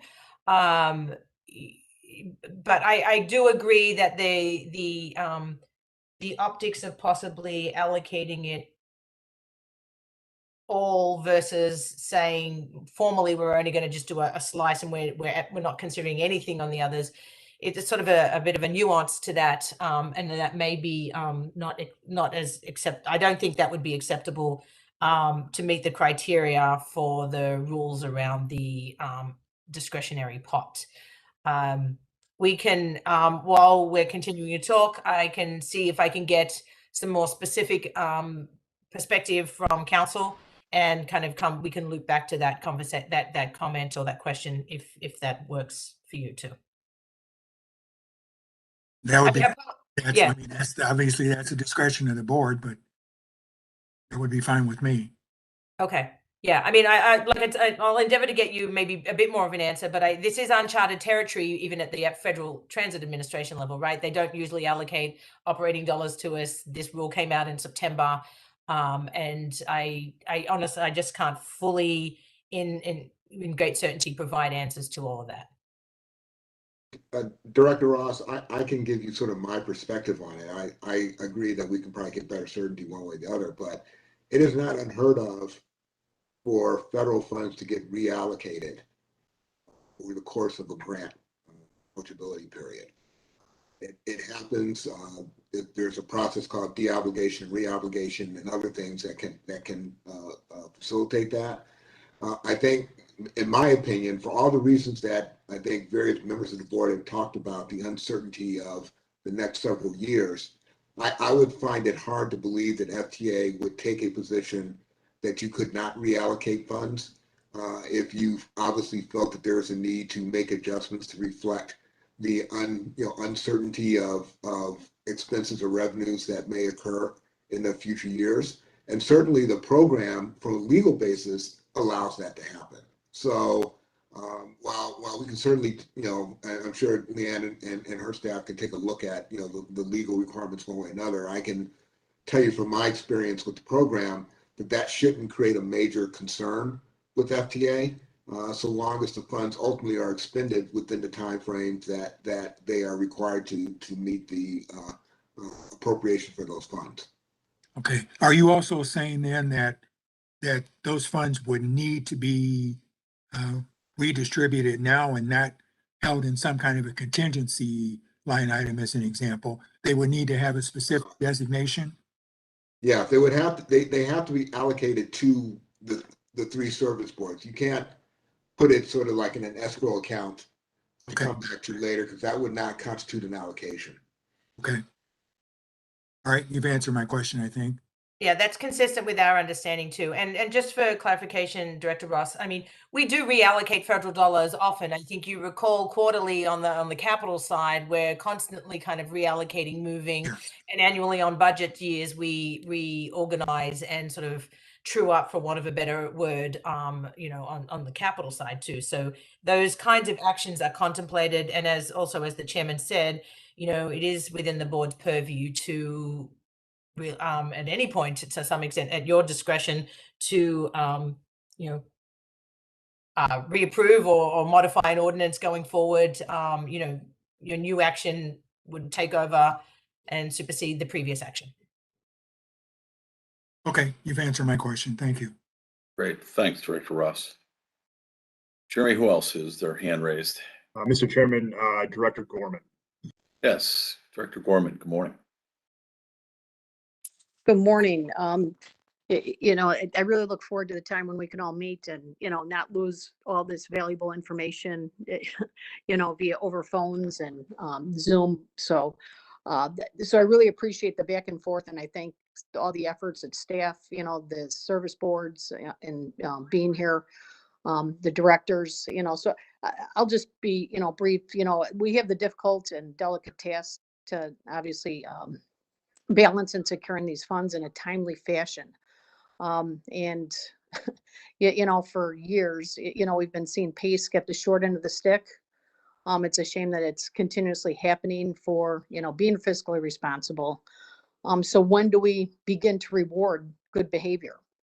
I'm just hopeful and look forward to, staff, working, beyond today, towards, some type of resolve. To making this happen. I've learned a great deal, from Dorval and CTA this morning, and, I'm grateful for that. but as we're making these inroads, I'm just curious if we can, take a couple days and hopefully come back and reconvene if that's the way, or do we pass the ordinance, so we don't lose out on funding and then, reallocate these funds?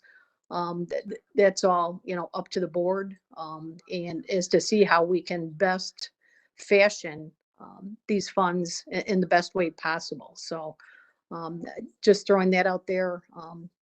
That's really all, I'd like to add, but how do we get to the best result possible without losing, these funds by the 8th? Got it. Thank you. Still want to call you Commissioner. Thanks, Liz. Mr. Chairman, back to Director Sager, I believe. Yes, Dr. Sager. Thank you.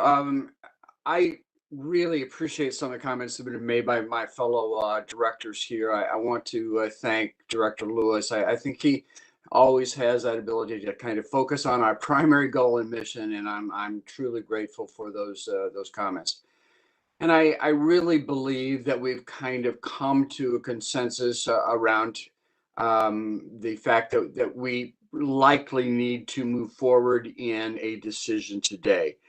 Because it will keep us timely, and I think that that's a requirement. And even though we're wrestling with difficult decisions, I'm sensing that we're kind of moving in that direction. My preference, frankly, would be that we would go ahead and improve the division as it is outlined in our documents today in the ordinance as it's established, but that we also be open to future reallocation of basically what we've all defined and understand to be that $40 million. So that would be my preference. I do want to put another alternative on the table, and I'm doing this with fear, frankly, of my region and their response to what my proposal might be. But what we could do, if we're really talking about that $40 million, is to take that $40 million and then redistribute that $40 million based upon the percentages that were used in the CARES Act itself. And so that would go back to a 58% distribution of the 40 million, a 34% distribution of the 40 million, and an 8% distribution of 40 million for PACE. So if you kind of do the math here, if I've done it correctly, and I apologize if I have not, but that would in essence take that $40 million away from Metro.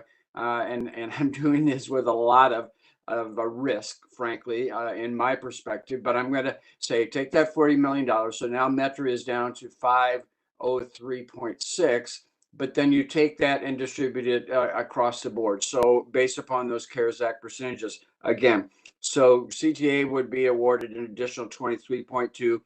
We return then a certain portion of that to Metro, and that would be 3.6 million. And then we would increase a PACE to 3.2 million. So the total amount of distribution for that ARP Act as proposed would end up to be 914.6 for CTA, 517.2 for Metro, and 65.2 for PACE.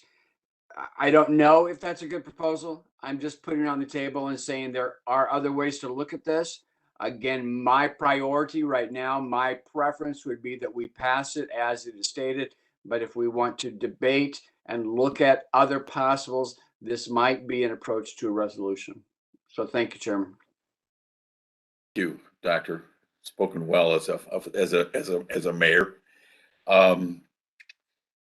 Just from my thinking, Dr. Sager, on that, obviously you've got to convince, if you want to move forward with the current ordinance that's before us.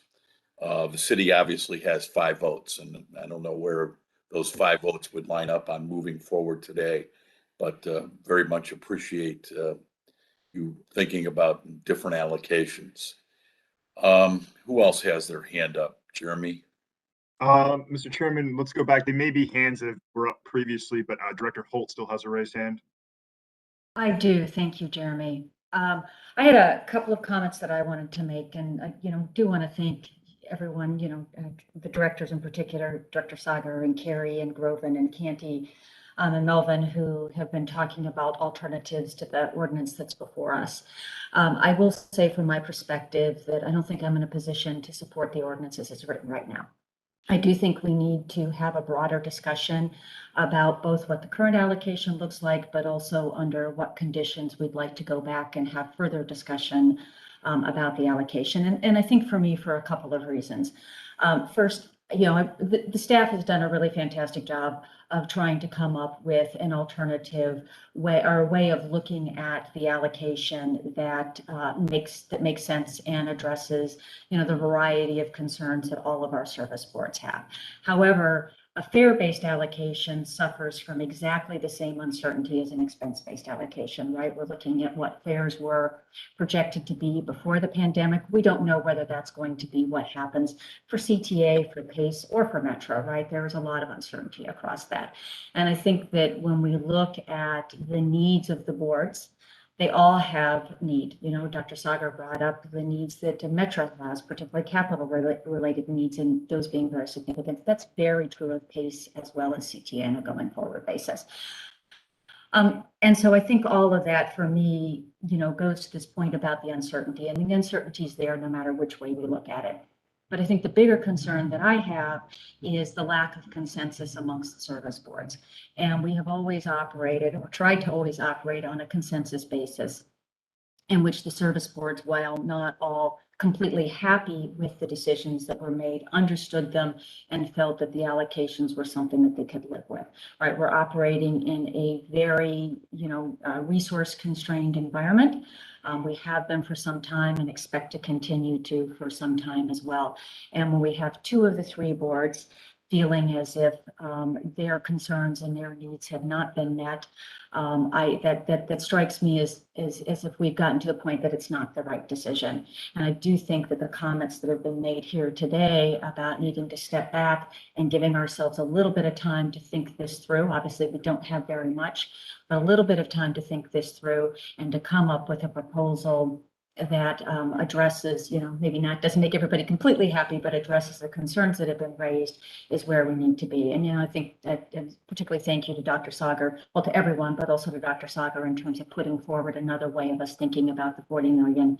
And I guess, Chairman, I'd really like to suggest that if possible, and I don't know if this works, that we do have that time, whether it's this afternoon to come back tomorrow or come back on Friday, to allow the service boards and the RTA, and then of course to come up with some alternatives that address the concerns that we've heard here today for the directors to consider. Thank you. Thank you, Director Holt. You're on point. And what I wanted to say to Dr. Sagar is, I've got to sit here and count heads. And it's clear that the appointees of the mayor are uncomfortable voting today on the ordinance, and I got to sit here as the chairman and count heads. So it's obvious. I think we need to continue discussions on this ordinance, and I would suggest that we probably adjourn the meeting today at the end of today. And I want other comments from board members, so I'm not cutting off discussion right now. Notice up a meeting for Friday at probably 11:30. And in the meantime, I'm going to plan on appointing a board member representative from the city, suburban Cook, and the Collar counties to continue ongoing discussions on this ordinance. And hopefully, and I agree with you, Alex, very much. It's like my children. I look at each of these service boards as my children, and I try to get my children to to have consensus.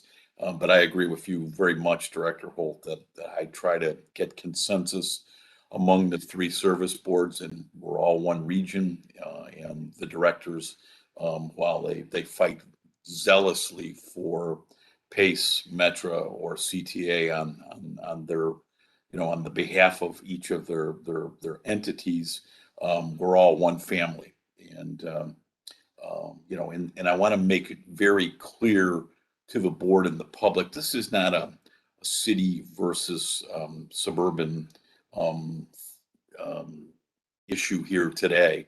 Obviously, PACE, which is the ultimate suburban service board, is not happy. So it's not city versus state. And I would point out that Metra is probably more important to the city of Chicago today in getting the health of our central business district back than it's ever been. And Metra is now looking to serve Fulton Market, looking to serve Lincoln, a number of areas that it traditionally hasn't served as heavily. But Metra is very much a city entity as well. So this is not some kind of regional battle here today. We're just trying to put together consensus. Jeremy, who else has their hand raised? Director Melvin has a raised hand, Mr. Chairman. Yes, Director Melvin. Our finance chair. I just want to underscore what Director Holt said. I think it's right. I think we can take a break and convene. And what I hear everybody asking for is collaboration and transparency. And I think we can work together and make that happen and make this work. So thank you. That's all. Thank you. And obviously, as our finance chair, you may not be my city appointee, but you're going to be in these meetings. So you get two hats here. Mr. Chairman, looking forward to it. Mr. Chairman, Director Ross has a raised hand. Yes, Director Ross.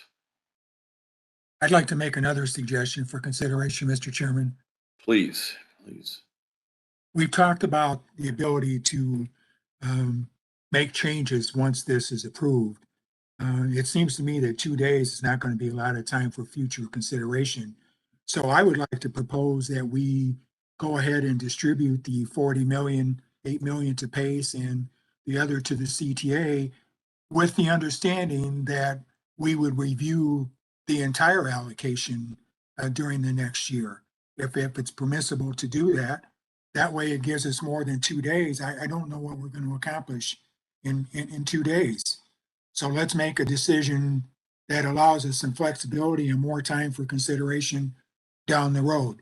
And that ought to be one that most people could get behind. I don't know why the city people couldn't support that. They're getting what they want. They're getting the 40 million pulled back from Metra, and the rest of us are getting an opportunity to take a longer or have a longer time to review and take into consideration the information that we've heard today. On this, thoughts from Dorval, Leanne, or any of the city representatives? I would just jump in that I guess to clarify my understanding of where the conversation is going, that that an element of discretion and look back and reallocation would be incorporated into any ordinance that is contemplated going forward. So that's what I'm hearing from the conversation today. I think it sounds like, and look for clarification from board members, but that the area that's still in discussion is what the actual front end allocation is. And I think that's the additional piece that needs some more conversation, because we've heard a couple of different ideas from different board members representing different constituencies. And I think that's the piece that we probably need to certainly have probably the most conversation around, as well as effectively crafting language that would speak to the sort of look back and potential reallocation review at a future point in time. I would echo Leanne's comment. I think the concept could work, but I think we need to work through the language on how the reallocation process would actually unfold. Make sure we have agreement on that. But conceptually, yeah, it would be consistent with what I was prepared, what I should not me, what the city members of the board were prepared to put on the table as an alternative approach. Excellent. Director Holt has a raised hand, Mr. Chairman. Yes, Alex. Yeah, I was just perhaps going to echo what Leanne and Dorval both said. I think from the city perspective, Of course, the reallocation would be helpful, given that it's one of the concerns that both PACE and CTA have raised. However, I think there are a couple of, hearing the broader conversation amongst the other directors and the concerns that they've raised, I'm not sure, again, I'll look to the other directors that we can get to consensus on that point today. I think the other thing I would say, Director Ross, is the reallocation language about the broader conversation, the broader, reallocation discussion probably needs a little bit more discussion amongst all of us as to what we will all find acceptable, and also with the service boards in terms of what they'd like to see. The proposal that we've got on the table now is 2027, but the application that CTA will know sooner than that. And are we going to talk about it doing in 2022? Are we going to talk about it when CTA knows what their share of the discretionary funds look like? I think there's some pieces there that we need to come to some agreement on. And I, in this is vein of consensus, I would like very much for PACE and CTA and Metro to be in agreement with our approach. So, generally, yes, but I'm not sure that that's going to be agreeable, at least in my understanding of this conversation, to everybody that we have here. Thank you. Director Jeremy, Carey. who else's hand is raised? Director Carey, Mr. Chairman. Yes, Pat. I just had a question to clarify. President Carter talked about the 40 million that Metro is getting could be an impediment to getting approval of the grant of the additional money. And I just wanted a little clarification on that. So, and before somebody answers me, so like, for instance, what Dr. Sager suggested, they would still have more money than is shown on their projected budgets for the next 3 years. So they have to, the fact that any entity gets more money than they show in their projected budgets is an impediment to getting the grant. And that's what I wanted clarification on.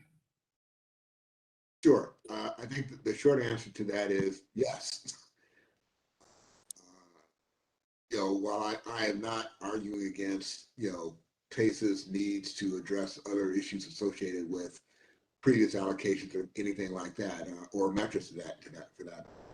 I think that from an optics standpoint, you don't want to be in a position where it appears that you've over allocated money to one service board as opposed to another, when there's only one service board that can apply for discretionary funds. Obviously, the magnitude of that over allocation is diminished greatly under what was being proposed than 40 million going directly to Metro. But I think it would still be a concern. It could still result in some modest decrease in what we may ultimately receive. I appreciate your comments, President Carter. I guess what bothers me a little bit is it's too much money based on budgets that aren't approved, based on a budget that we're hopefully going to approve in a couple months, and on planning numbers for the out years. So, and I don't want to debate with you. I appreciate your comments, but that I struggle with it a little bit. No, and I think that's why the reallocation process, I think, becomes such a critical component in this discussion. Because the truth of the matter is, whether you're talking about revenues or you're talking about expenses, they're all speculative. In this environment, with a pandemic that could reemerge, next month, none of us could be totally sure of what it is. But I think the safety net against that is the reallocation process, which is why I think the language around the review and the reallocation is appropriate is an important component of this discussion. And ultimately, I think it's the best place for the RTA board to exercise the oversight that I think you want to have over whether or not we're efficiently using these funds as we go forward.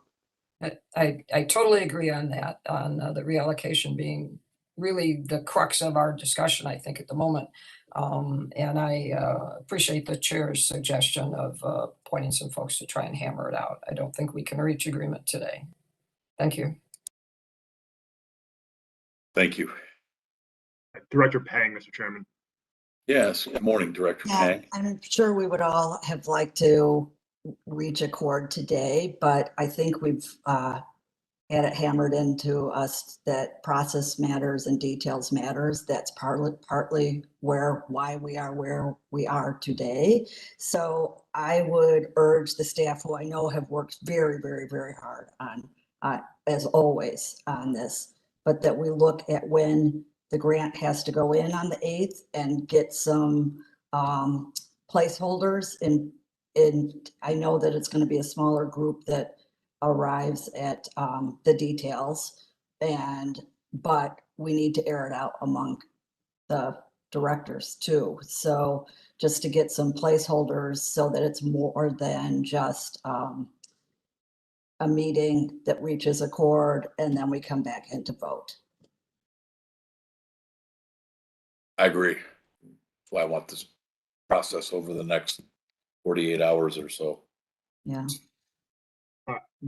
Director Gathing, Mr. Chairman, has a raised hand. Morning, Director. I just wanted to say I'm in favor of Dr. Sager's approach to try to come up with a compromise for the 40 million that's in contention. And I think it's much more feasible to deal with that amount in a compromised way than to come up with an alternate reallocation procedure that will apply in the future. So I think we should just focus on apportioning that 40 million, and then we can deal with reallocation in the coming months or years. Got it. Thank you. Mr. Chairman, Director Indulcio has a raised hand. Yes, Director Indulcio. Yeah, going back, and first of all, I want to thank all the service board members. They've done an excellent job in stating their case and obviously with compassion. There is a need, and Chairman Dillard, yeah, it's just like having your kids and you're trying to please everyone. But I have a question. Can the budget be reallocated if approved today? And if so, would this help with the future planning? Again, we're hearing a November 8th deadline here. Yeah, I think that we're not approving the overarching budgets of the three operators. That comes up for discussion at November and then approval hopefully in December. The allocation of this, I think you're just referring to this ARP allocation. Yes, correct. Even if it is approved by the board and allocated across, specifically across the three service boards, in whatever way we reach consensus on, yes, the board could still have the discretion at a future date. But I think what we're talking about is contemplating some language in the ordinance to speak to that more specifically. So it's sort of on the record and a commitment of the RTA board that you will come back and review that and potentially reconsider that allocation at a future date and time. And that's the piece that we still have to work out. What's that date and time? What is the appropriate time to do that, etc. Thank you for the clarification. Mr. Chairman, Director Melvin has a raised hand. Yes, Chris. Thank you. I was just going to say that, Director Ross is right. I mean, he's got the right attitude. It's not about a take from, it's about let's go and maximize the opportunity and find a way to work together in a collaborative way to work it out for the best interest of the whole. So, and I think Director Gathing sort of seconded that feeling. I know we've got some work to do on the resolution, but I think that's the right approach. And I was really glad that Director Ross said that. So thank you. John. He's your finance committee vice chair, I believe, Chris, too. So that's good. Yes, and I'm lucky. Mr. Chairman, Director Sager has a raised hand. Yes, Doctor, back out to McHenry. I appreciate all the dialogue, but I will say honestly that I'm quite concerned about putting language into an ordinance that is going to say we're going to talk about something in the future. I think that's ambiguity. As mayor, I've always tried to make sure that we make decisions and that we move forward with those decisions. If those decisions need to be reviewed in the future, then we go ahead and we do that. But to try to create an ordinance which says, okay, this part is open for future discussion, I think is problematic. I truly believe that we need to go ahead and make decisions about what the dollar amount distribution is. And then if we come back and we see that we need to redistribute some of those dollars, then that's up to us to make that decision. But I really am concerned about having staff devote time to write up an ambiguous portion of commentary within the ordinance that we're going to be considering. Mr. Chairman, if I may, just to, I guess, to clarify what my understanding is, that we would actually be looking to put before the board an actual allocation of the dollars in totality that would go into effect at the time of the board adoption, but then reserve, just stating with some parameters the board's desire to revisit it at some future point in time. And like with the conversation, I think we still have to work that out as to what that might look like and how that might be. But just to clarify, it's my understanding that we would be proceeding with an allocation of the totality of the ARP funds as the part of the proposal. And this is Brian, then I would be comfortable with that, but I want to make sure we're just not saying $40 million hangs out there and is therefore up for future discussion. Thank you. Thanks. And I'm not the operator, but I know the service boards like some degree of certainty for planning purposes. Mr. Chairman, Director Groven has a raised hand. Yeah, Director. Yeah, thanks. Maybe just a question for clarification. So the numbers came in from the service boards. The RTA staff reviewed those, and a simple, you would expect that the simple answer would be, let's cover the disparity in these budgets and fill their needs. But there was a step taken that said, actually, we have a wide array of views on what projected expenses will be. And so the RTA staff then said, so we think a better approach is to use the loss of fair revenue. Can you just give us a little, I mean, because what we're doing now is we're having a conversation that says kind of the 40 million is set. And we're talking about how do you allocate the 40 million. And I think, as the staff reviewed it, they said, well, actually the 40 million may not be the right number to use.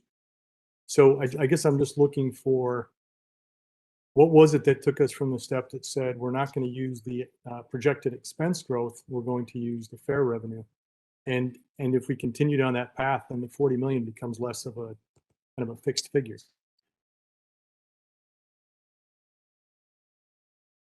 Leanne, you want to take a stab at that? Yeah, I'm if I'm following the question correctly, I mean, I think we've sort of, the way I'm hearing the conversation is we're moving away from the metric that staff had proposed, the fair revenue metric. And what I think I'm hearing is that we know, based on even everybody's sort of initial stated need on their draft budgets to us, we don't have enough money to fund all those needs in totality. So we have to make some assumption within that on allocation. So the 40 million is, as it has been explained, is the difference between what PACE and CTA have sort of said is above and beyond Metra's need. And so I think that's the number that people are using. I'm hearing is sort of the point of contention, and therefore the piece that is up for discussion amongst the board here and now about what we do, what happens to that 40 million. And so far, I've heard a couple of different scenarios. I've heard from some board members that we leave the totality of the 40 million with Metra. I've heard some members say the totality of the 40 million should go to CTA.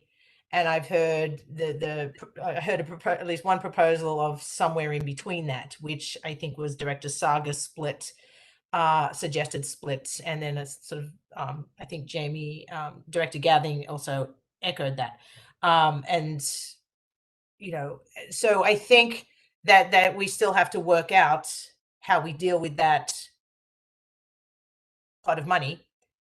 But as I've understood it to be, our intention is to fully allocate it, but allocate it based on a way that achieves consensus amongst the RTA board members. I don't know, Chris, if that answered your, sorry, Director Groven, if that answered your question.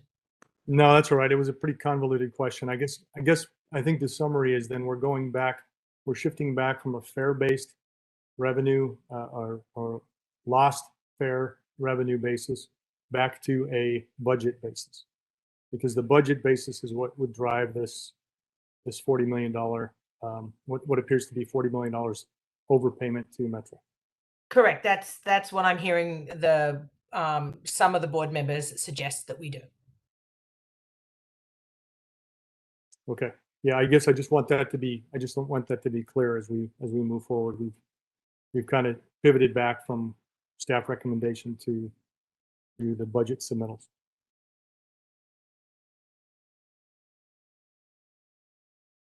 Thanks, Director Groven. Any other hands, Mr. Secretary? Yeah, Mr. Chairman, Director Pang. Yes, Sarah.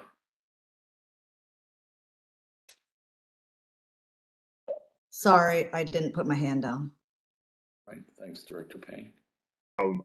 Director Gathing still has a hand up. Just to follow up on that last combo, I mean, I was in favor of reallocating the 40 million because that was the part in contention. But if that would require completely redoing the entire allocation, I don't think that's feasible for us to come to an agreement in the next couple of days. We'd still have the allocation based on the fiscal year 2022 budget gap and then the fare revenue for the other years, but you would somehow have to take 40 million of that and reapportion it so that the service boards are happy with the compromise. I mean, Director Gathing, I'll just jump in. I like to think, based on the chairman's direction, that maybe we take one city member, one Cook County member, and one Collier County member to be sort of on point to try to work through this in continued conversation with the 3 service boards, and then sharing that back out amongst the broader board. I would like to hope that we can get to a compromise and consensus. Okay. I mean, that's always been staff's intention through all of this, is to continue to hear from the board as to what your direction and your desires are across, our broad and diverse region, and for staff to have that feedback and that guidance and use that to, work to a proposal and an ordinance that can be approved by the board. I think it'll be facilitated in this very short time around by actually having 3 sort of, if you will, 3 of the constituencies on our board sort of on point to help coordinate that, because otherwise it gets to, yes, the logistics of getting to 16 people individually to have conversations and get feedback as we're going through before we, as we're looking to consider it at a public meeting, is challenging. But I think the chairman's proposal outline could be helpful.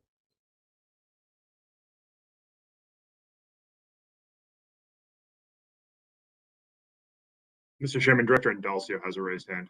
Yes, David.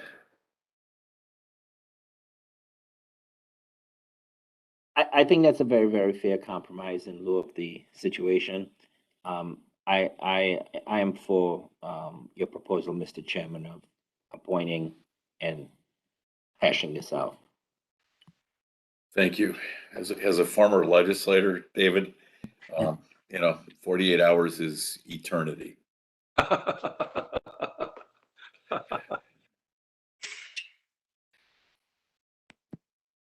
Mr. Chairman, see a hand from Director Holt.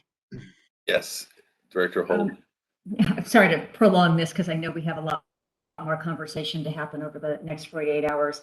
But I did want to just clarify a point, at least from the perspective of the city appointed directors. I don't think any of us are looking to, nor do I believe CTA is looking to have the 40 million that's under conversation right now directed to CTA. Nor are we looking to go back to a pure budget basis. There's obviously, some concern. This 40 million has caused some concern amongst PACE and CTA. We're looking for a way to try to get everybody on the same page and make sure that all three service boards, as well as all of us directors, are comfortable with that. Dr. Sagar suggested an alternative. I think there are a lot of ways that we can look at that. The other thing, though, I don't want to lose sight of is the conversation about the reallocation. And while we may not be in a position to determine exactly what that looks like today, I do think we need agreement amongst us that that will be part of our ongoing conversation, both in terms of need across the service boards, or, we're fingers crossed that this won't happen. And I know Dorval and his staff will do the best to make sure that it doesn't. But what if CTA is unable to get the discretionary allocation that we're seeking to help the region as a whole? And so, of course, at that point, we'll want to go back and have a conversation. So I don't want to lose sight of that point. I don't think it needs to be, in great detail over the next 40 hours, but I want to make sure that we're addressing that issue as well as we're having these conversations over the next couple of days. Thank you, Chairman. Thank you, Director Holt.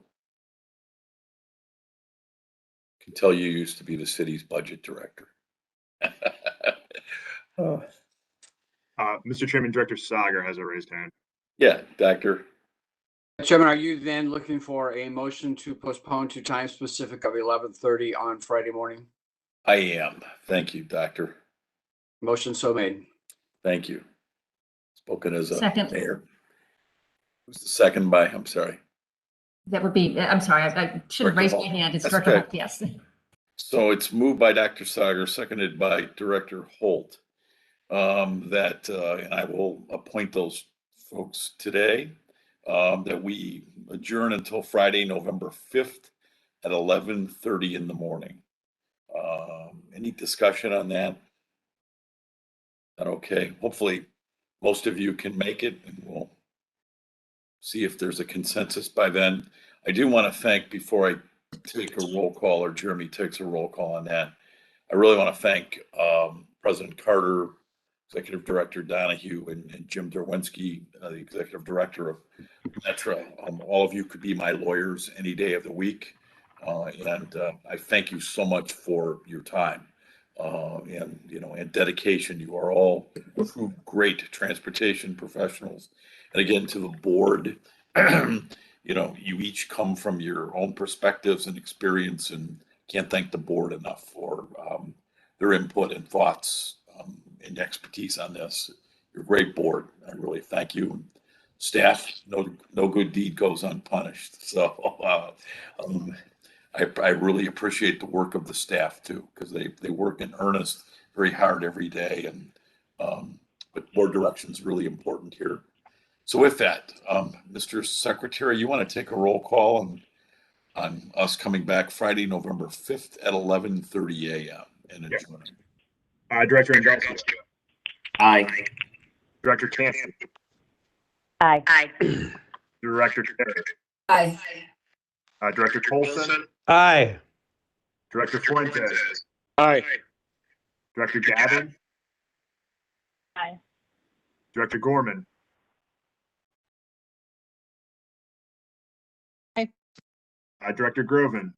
Aye. Director Holt. Aye. Director Cotel. Aye. Director Lewis. Aye. Director Melvin. Aye.